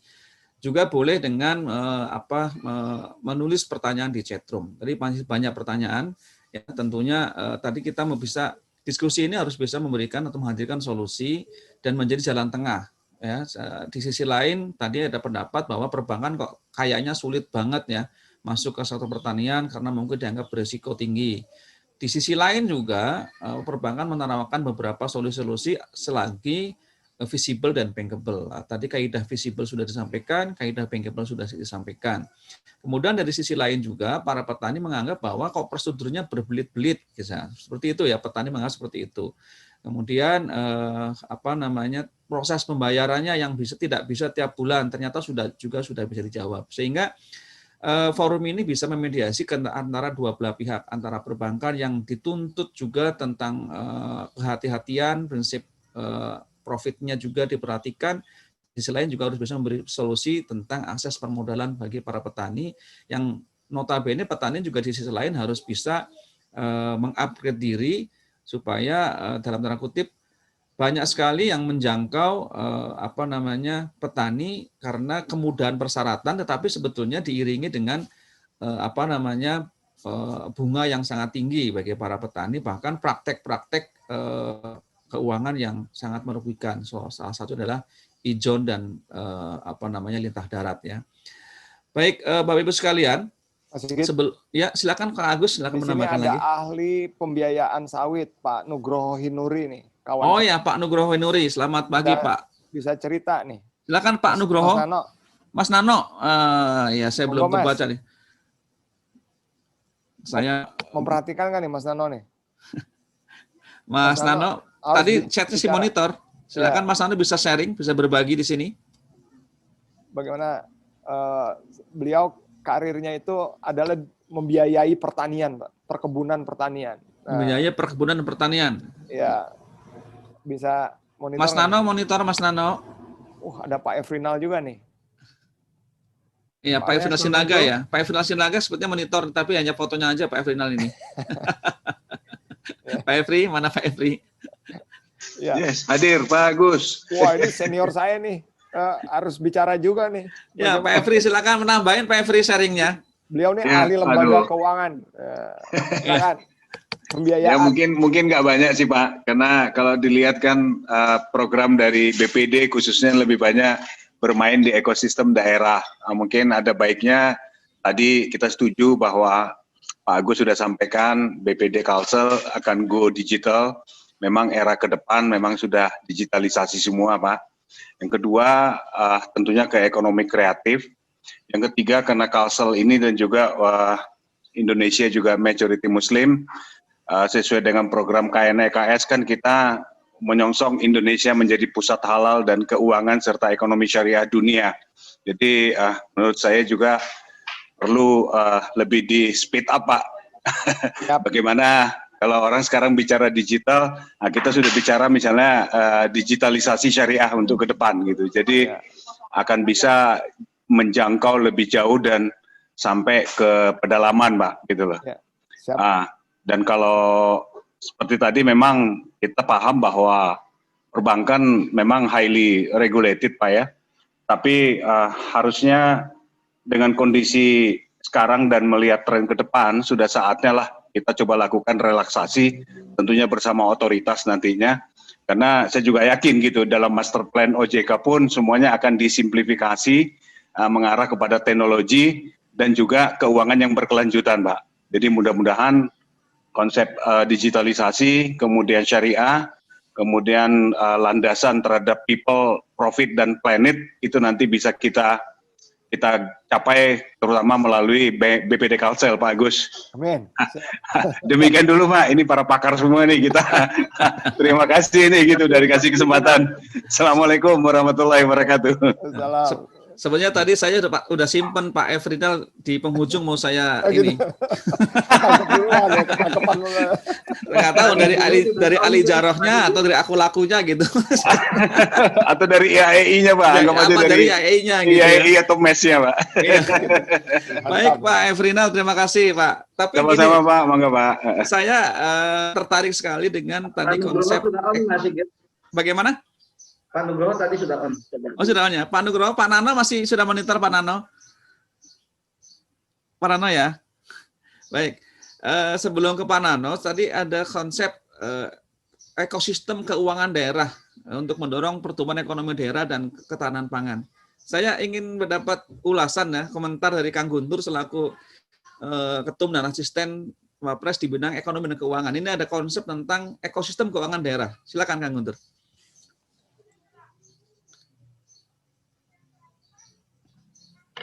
Baik, Kang Sigit, Pak Agus, tadi ada Pak Efri Nasnaga juga, ada Kang Nano tadi udah ini ya, udah on. Pak Nugroho nanti mungkin setelah ini kelihatannya lagi videonya lagi off dulu. Jadi kalau saya tadi melihat ekosistem yang dipaparkan oleh Mas Agus Sabarudin itu yang kita sebenarnya sangat harapkan, terutama di sektor pertanian. Jadi ekosistem itu kita harus bangun memang dari hulu sampai ke hilir.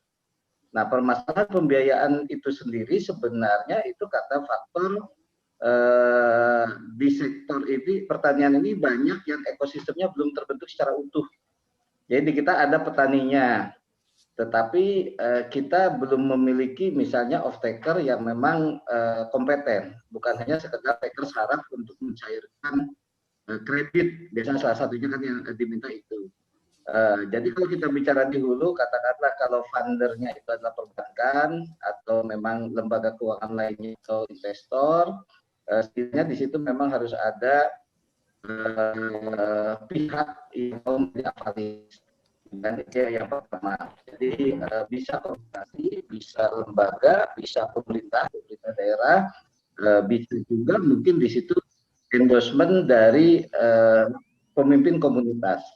Ini yang ini. Nah, kedua adalah kelompok tani itu sendiri. Kelompok tani bisa gapoktan atau kelompok yang dibentuk baru, gitu ya. Dibentuk baru, tapi itu pun sama harus dengan pendampingan. Artinya ada pihak yang ikut mendampingi untuk membuat budidaya yang seoptimal mungkin. Nah, yang kemudian ada lagi unit yang harus juga berkembang di pasca panen. Ini yang kita namakan ekosistem ya. Jadi siapa setelah petani panen? Nah, di situ kita berharap sebenarnya peran BUMDes, peran koperasi, peran lembaga-lembaga yang ada di pedesaan ini yang sebetulnya bisa menjadi kepanjangan dari untuk mengambil atau mengembangkan produk-produk yang diproduksi petani sehingga hasil petani tidak hanya menjual misalnya gabah, dia bisa menjual sampai ke beras. Disitulah bisa bangun rice mill unit. Nah, kemudian hilirnya berikutnya adalah packaging, pemasaran. Kemudian berikutnya adalah ke off-taker yang sifatnya corporate, ada juga yang memang sifatnya penjualan retail, mungkin masuk ke digital. Saat ini sudah banyak platform digital mengajak kerjasama. Nah, kami di kantor Wapres memang membuat satu ekosistem, salah satunya adalah bagaimana membangun ketahanan pangan berbasis pesantren. Nah, kenapa kami memilih pesantren?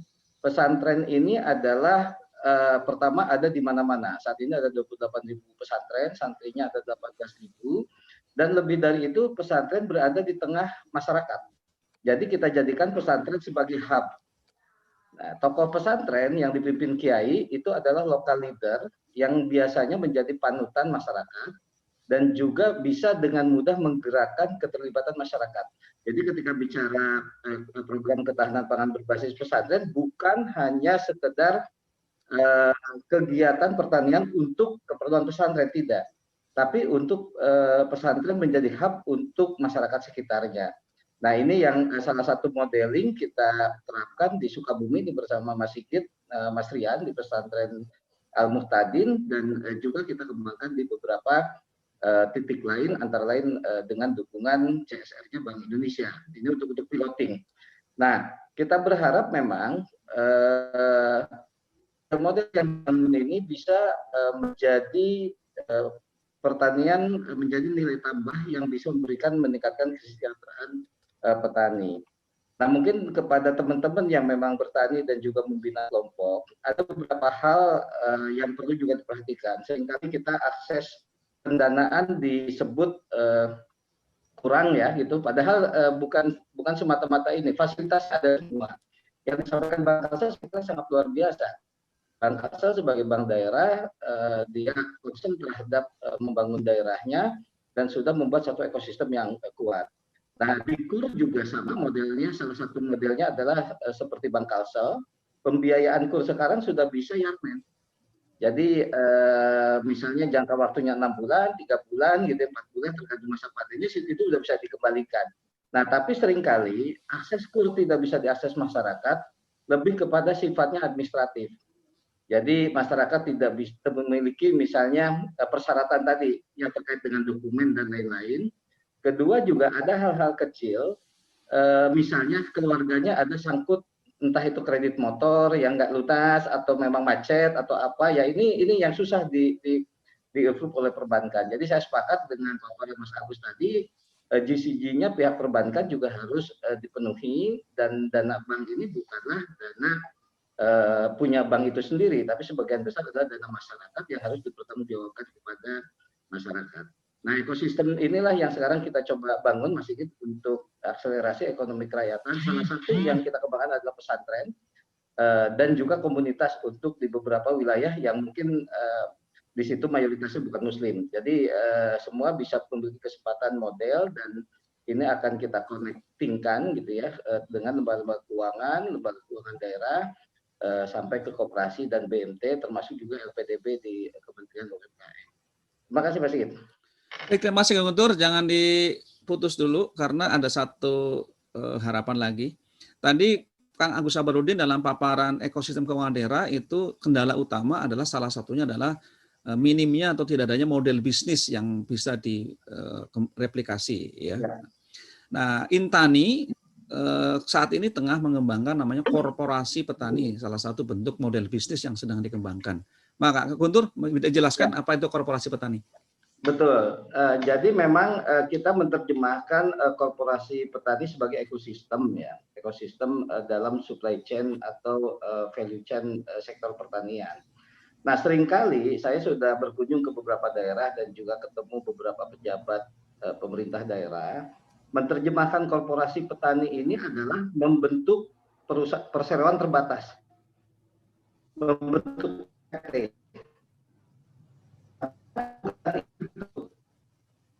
Jadi koperasi mungkin petani dengan pokoknya bisa tetap berjalan ini, tapi koperasi lebih ke ekosistem di sektor pertanian.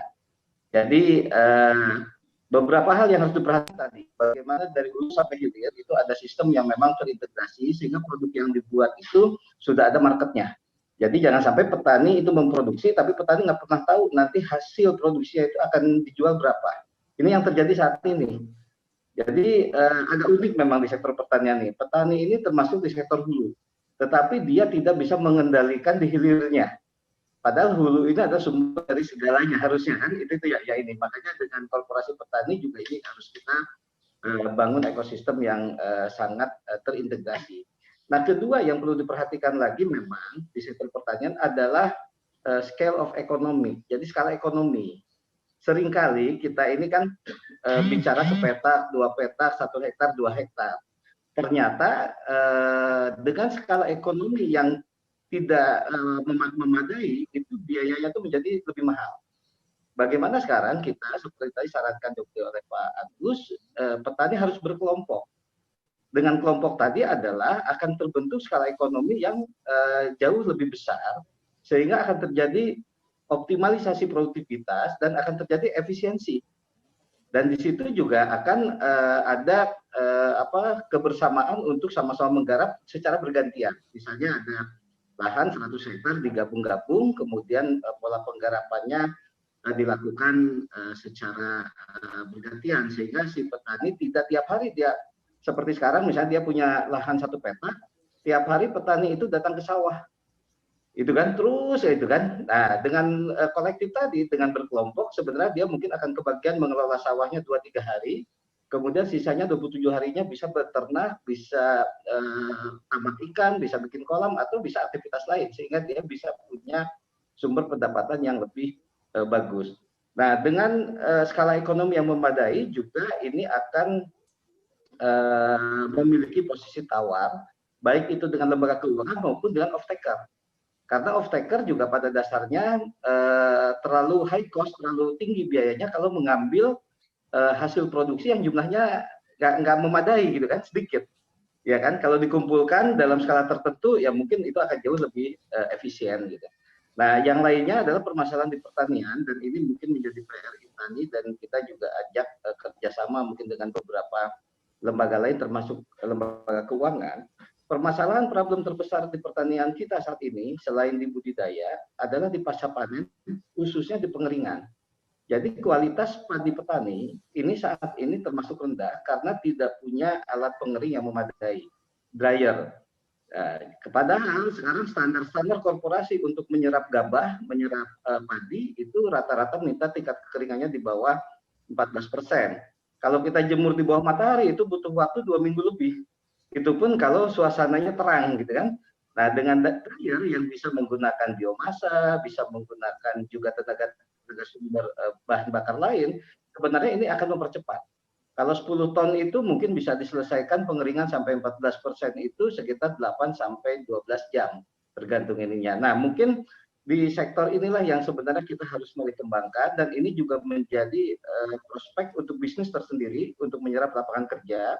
Bagaimana dryer ini menjadi satu unit usaha yang bisa juga mencetak lapangan kerja. Kalau saya survei ke beberapa daerah, itu sewa dryer untuk jagung itu sekitar 150 rupiah per kilogram ya pengeringannya, karena jagung ini lebih cepat, 3 jam selesai. Untuk gabah ini sekitar 350 sampai 500. Nah, kalau bisa 1.000 ton yang dikelola kan 500 rupiah kali 1.000 ton setiap hari, yang tentu ini menjadi lapangan kerja untuk masyarakat sekitar, apalagi di tengah pandemi. Jadi memang kita harus mulai merunut dari hulu sampai hilir. Ini pula yang menjadi permasalahan gabah petani harganya lebih murah. Jadi memang kualitasnya juga kadang-kadang di budidayanya bagus, tetapi di proses pengeringannya ini yang nggak bagus. Nah, kalau sudah dikeringkan, nanti dia aman, bisa disimpan agak lama, bisa juga langsung diproses menjadi beras. Mungkin itu Mas Sigit yang memang kita harus juga mulai secara terintegrasi menyelesaikan permasalahan pertanian, bukan hanya sekedar di budidaya, tetapi juga ini. Nah, yang sekarang terjadi baru sebatas bagaimana petani ada off-taker. Nah, off-taker juga sama mensyaratkan mereka. Oke, kami serap berasnya, tetapi syaratnya tingkat kekeringannya 14%. Kalau dalam bentuk beras, ya gabahnya harus misalnya tingkat derajat sosofnya 95%. Gitu kan? Kemudian pecahannya hanya 5-10%. Hal seperti yang ini. Perlu juga MU yang mungkin mini yang dikembangkan oleh desa, oleh BUMDes atau oleh koperasi-koperasi di daerah yang bisa juga ini mencetak lapangan kerja dan meningkatkan daya beli masyarakat serta nilai tambah petani. Itu kan ya ini.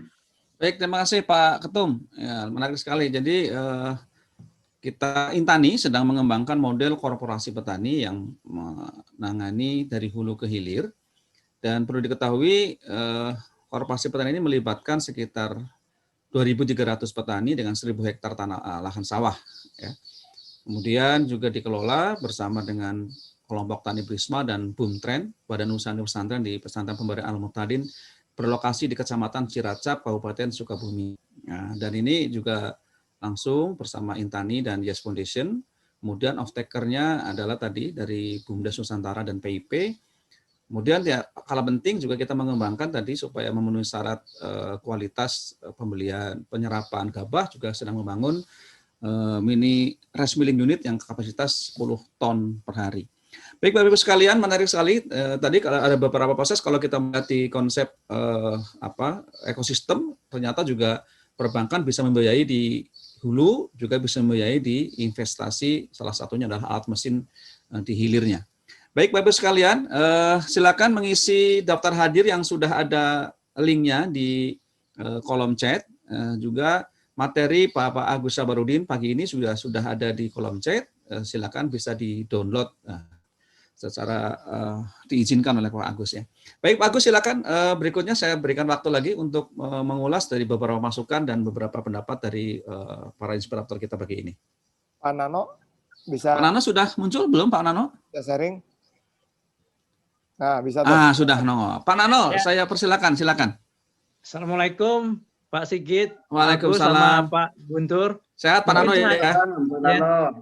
Ya, ini mungkin hanya menambahkan aja seperti yang Pak Guntur sampaikan. Memang pengalaman saya dulu waktu di perbankan, waktu kita membiayai pada sektor jagung, itu memang kita pendekatannya adalah dari yang punya ternak dulu. Waktu itu adalah kebetulan kita punya nasabah di dalam pengemukan ayam petelur. Akhirnya kita minta daftar dari dia petani-petani jagung yang menjadi suppliernya dia.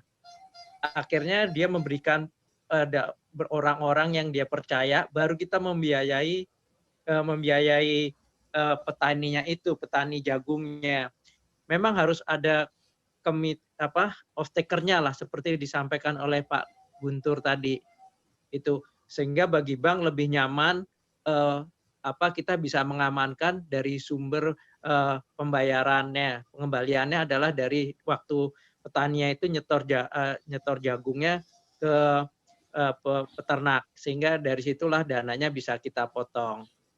Begitu juga waktu kita membiayai kepada nelayan tangkap di Bitung waktu itu. Karena kalau jaminannya dari nelayan nggak ada, akhirnya kita meminta rekomendasi nelayan-nelayan yang menjadi supplier dari beberapa cold storage. Gitu. Kita akhirnya membiayai modal kerja bagi nelayan-nelayan mereka, sehingga pembayarannya juga nanti yang akan memotong adalah yang pemilik cold storage. Jadi memang lebih amannya begitulah gitu. Saya rasa hanya itu aja tambahan dari saya yang dulu pengalaman-pengalaman. Kalau memang kita langsung biayai tanpa ada off-taker-nya memang kayaknya agak berat ya. Agak berat bagi perbankannya. Ya, Kalau dari sektor komunitas sawit bagaimana Pak Nano? Iya, kalau komunitas sawit kan memang ini sudah besar ya Pak.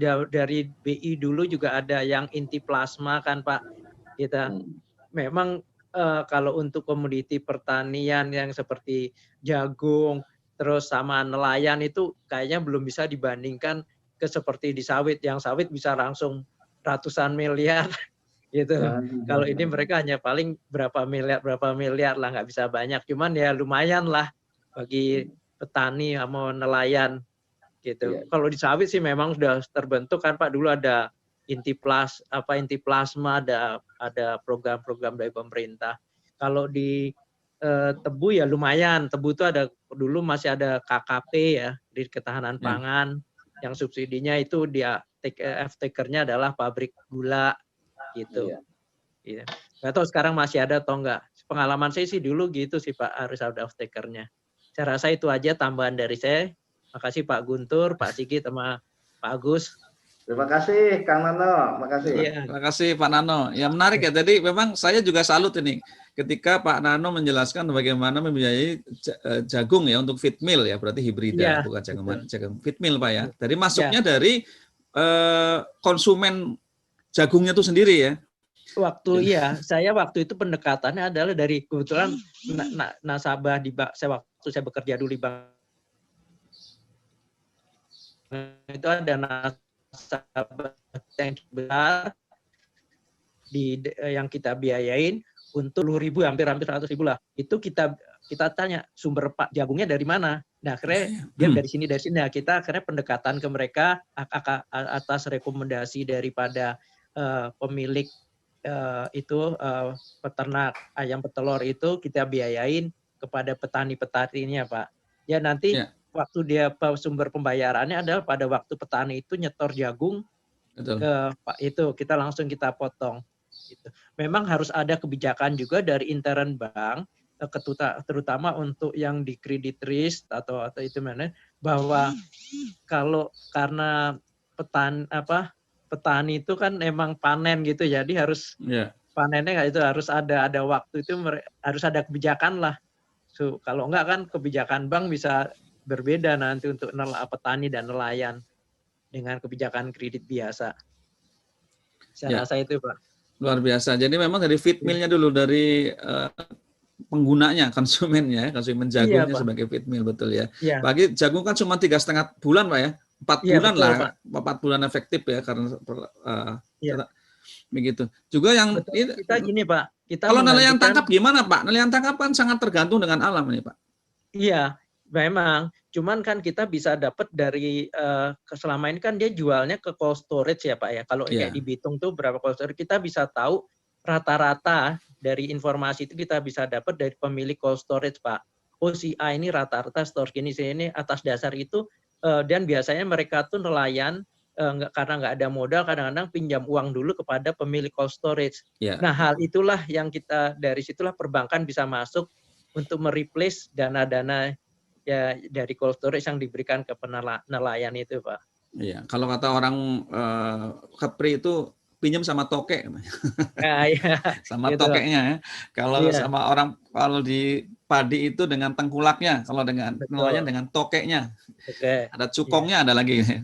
Betul. Baik Pak Nugroho, terima kasih tambahannya, matur nuwun. Selamat saya selalu. Kang Agus, sebelum kita tutup ini sudah 10.50. Pertanyaan dari saya itu kebijakan perbankan apa yang diberikan kepada para petani terutama yang saat ini sedang mengalami bencana ya, entah sawahnya terendam, mungkin tambaknya juga meluap airnya. Apa kebijakan khusus Pak? Terima kasih Pak. Ya, sekali lagi seperti tadi Pak Nano ya sampaikan, beliau senior saya tuh di bank ya dan ahli membiayai sektor pertanian ya. Akhirnya kembali kepada fungsi dan peran dari perbankan itu sendiri karena kami kan diminta oleh pemerintah daerah terutama karena kami sebagai Bank Pembangunan Daerah untuk berperan dalam membantu pembangunan daerah sebagai agent of development juga, bukan semata-mata sebagai profit center tapi juga sebagai agent of development.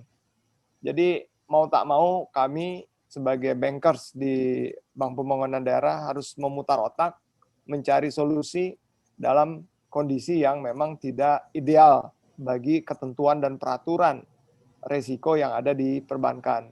Ya, oleh karenanya akhirnya tadi beberapa kebijakan-kebijakan mitigasi resiko yang kita ukur seperti yang Pak Nano sampaikan, kita bisa membiayai sektor jagung, kita bisa membiayai nelayan. Tapi bagaimana caranya? Nah, diantaranya tadi harus melihat bagaimana si nelayan, si petani ini menjual produknya, siapa off-taker-nya, kemudian dari situ kita bisa memperhitungkan resikonya. Jadi artinya dalam kondisi sekarang yang para petani juga terdampak karena banjir, ya, kemudian juga bencana yang ada, ya lagi-lagi bahwa kami sudah sebetulnya mempersiapkannya ya jauh-jauh hari sebelum diberikan kredit ya. Adapun yang kami lakukan tentunya seiring dengan apa yang jadi kebijakan dari Otoritas Jasa Keuangan, diantaranya ya restrukturisasi menjadi salah satu upaya kami untuk memberikan keringanan kepada mereka yang terdampak agar bisa bangkit kembali ya.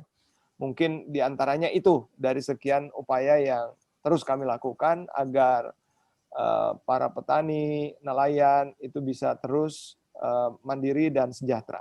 Ya, makasih. Baik, terima kasih. Insya Allah ada kebijakan restrukturisasi bagi para nasabah yang usahanya mengalami kerugian dalam ini karena akibat dari bencana alam yang terjadi. Semoga bencana alam segera berlalu dan kita segera pulih. Buat para Bapak Ibu Intans yang saat ini bergabung di forum Inspirasi Bisnis yang ingin berbagi, meringankan beban saudara-saudara kita di berbagai tanah air, khususnya di Kalimantan Selatan yang tengah dilanda banjir, sampai saat ini, hari ini masih terjadi, silakan bisa berbagi melalui UPZ Bank Kalsel yang saat ini setiap hari juga terjun ke lapangan, termasuk Pak Agus sendiri terjun langsung ke lapangan melalui rekening Bank Kalsel nomor 901 03 05 00 7-nya 4 kali. Ya, semoga Allah memudahkan kita semuanya. Baik Bapak Ibu sekalian, di penghujung acara ini saya berikan kepada Kang Guntur dan Kang Agus Sabarudin untuk memberikan closing statement-nya. Ke Kang Guntur dulu, terlebih dahulu saya persilakan. Baik, terima kasih Pak Sigit luar biasa paparan Kang Agus, ini sangat inspiring dan kita memberikan apresiasi yang sebesar-besarnya atas waktu dan gagasan pemikiran yang dikontribusikan Kang Agus untuk industri pertanian kita. Apalagi beliau memang sangat concern dan doktornya memang di bidang pertanian, dan tentu ini adalah satu inspirasi yang bisa juga membukakan kita wawasan dan juga tips untuk sahabat-sahabat petani tadi, interners yang bisa untuk mengakses sumber perbankan.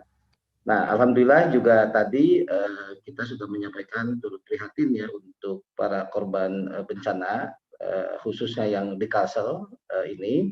Insya Allah nanti Intani ikut kontribusi memberikan bantuan melalui UPJ Bank Kalsel. Semoga diterima, nilainya 10 juta ya Kang Sigit, Mas Agus, dan juga interners lainnya silakan untuk menyampaikan simpati dan donasi dan bantuan melalui UPJ Bank Kalsel, karena memang saat ini UPJ Bank Kalsel menjadi ujung tombak yang ada di lapangan, karena memang akses dan keberadaannya ada di sana. Semoga bencana segera berakhir dan mudah-mudahan bencana-bencana di daerah lain juga segera tuntas, dan kita di bulan-bulan berikutnya, di hari-hari berikutnya jauh dari bencana-bencana. Salah satunya adalah bagaimana kita merawat alam. Intani harus menjadi yang terdepan dalam memulihkan kembali hak alam kita sehingga lebih ramah lingkungan dan lebih bersahabat dengan manusia. Terima kasih Kang Sigit. Terima kasih Kang Agus. Terima kasih, alhamdulillah berkah ya. Insya Allah dari Intani sementara ini membantu 10 juta rupiah untuk meringankan beban kita, saudara kita di Kalimantan Selatan melalui UPZ Bank Kalsel. Rekan-rekan semuanya, silakan kami tunggu untuk bersama-sama untuk membantu melalui langsung ke rekening UPZ Bank Kalsel. Ya, sudah dimulai oleh DPP Intani 10 juta rupiah. Semoga Allah memberikan kemudahan buat kita semuanya. Kang Agus, silakan closing statement-nya, kami persilakan. Baik, sekali lagi kami ucapkan terima kasih kepada Intani yang selalu concern dengan masalah-masalah pertanian dan sekitarnya. Ya. Tentunya forum inspirasi bisnis Intani ini menjadi forum yang bermanfaat ya untuk kita semua, dan harapannya tentu bisa terus kita kembangkan dan bersama-sama membangun pertanian kita ya yang semestinya bisa lebih bagus lagi ke depan. Dan mudah-mudahan peran kami sebagai bank, dalam hal ini kami sebagai Bank Pembangunan Daerah, bisa diajak dalam berpartisipasi untuk mendukung katakanlah potensi daerah yang ada. Rata-rata kalau daerah itu kan potensi pertaniannya pasti dominan lah, ya kira-kira begitu. Demikian kami sampaikan. Terima kasih atas perhatiannya. Jika ada yang kurang, itu adalah kekurangan dari saya tentunya, dan bisa kita diskusikan lebih lanjut. Terima kasih. Wassalamualaikum warahmatullahi wabarakatuh. Waalaikumsalam warahmatullahi wabarakatuh. Terima kasih Pak Agus Sabarudin, Direktur Utama Bank Kalsel yang sekaligus bendahara Insan Padi dan Nilai Indonesia yang telah memberi paparan dan inspirasinya di pagi hari ini. Juga buat Ketua Umum Intani, Bapak Guntur Subagja, juga Pak Pribadi, Pak Efrinal Sinaga, Pak Nano, dan semua partisipan di pagi hari ini. Dan jangan lupa selepas ini kita ikuti live bersama Ketum Intani, Bapak Guntur Subagja di podcast Kabar TV Banten melalui diskusi sektor pertanian, peluang dan pekerjaan bagi kaum milenial. Silakan bisa diikuti lewat live di YouTube Kabar TV Banten dan IG di Kabar/Banten. Terima kasih atas partisipasi pagi ini. Jangan lupa mengisi absen. Kemudian admin menerima kalau ada yang tidak bisa di-download materinya bisa menghubungi admin. Kalau ada yang ingin mendonasikan untuk membantu saudara kita di berbagai tanah air juga silakan berkoordinasi dengan admin, dengan Mbak Nadia di 0812 113 11715. Saya ulangi lagi dengan Mbak Andini ya, di 0812 113 11715 bagi yang kesulitan mendownload materi, mengisi absen, e-sertifikat, dan sekaligus bagi yang ingin berkontribusi untuk membantu saudara kita yang terkena musibah. Terima kasih, mohon maaf atas segala khilafnya. Kita jumpa di Inspirasi Bisnis Intani yang ke-10 Rabu depan. Assalamualaikum warahmatullahi wabarakatuh. Waalaikumsalam. Terima kasih Kang Agus. Terima kasih Pak Banyak. Sehat selalu.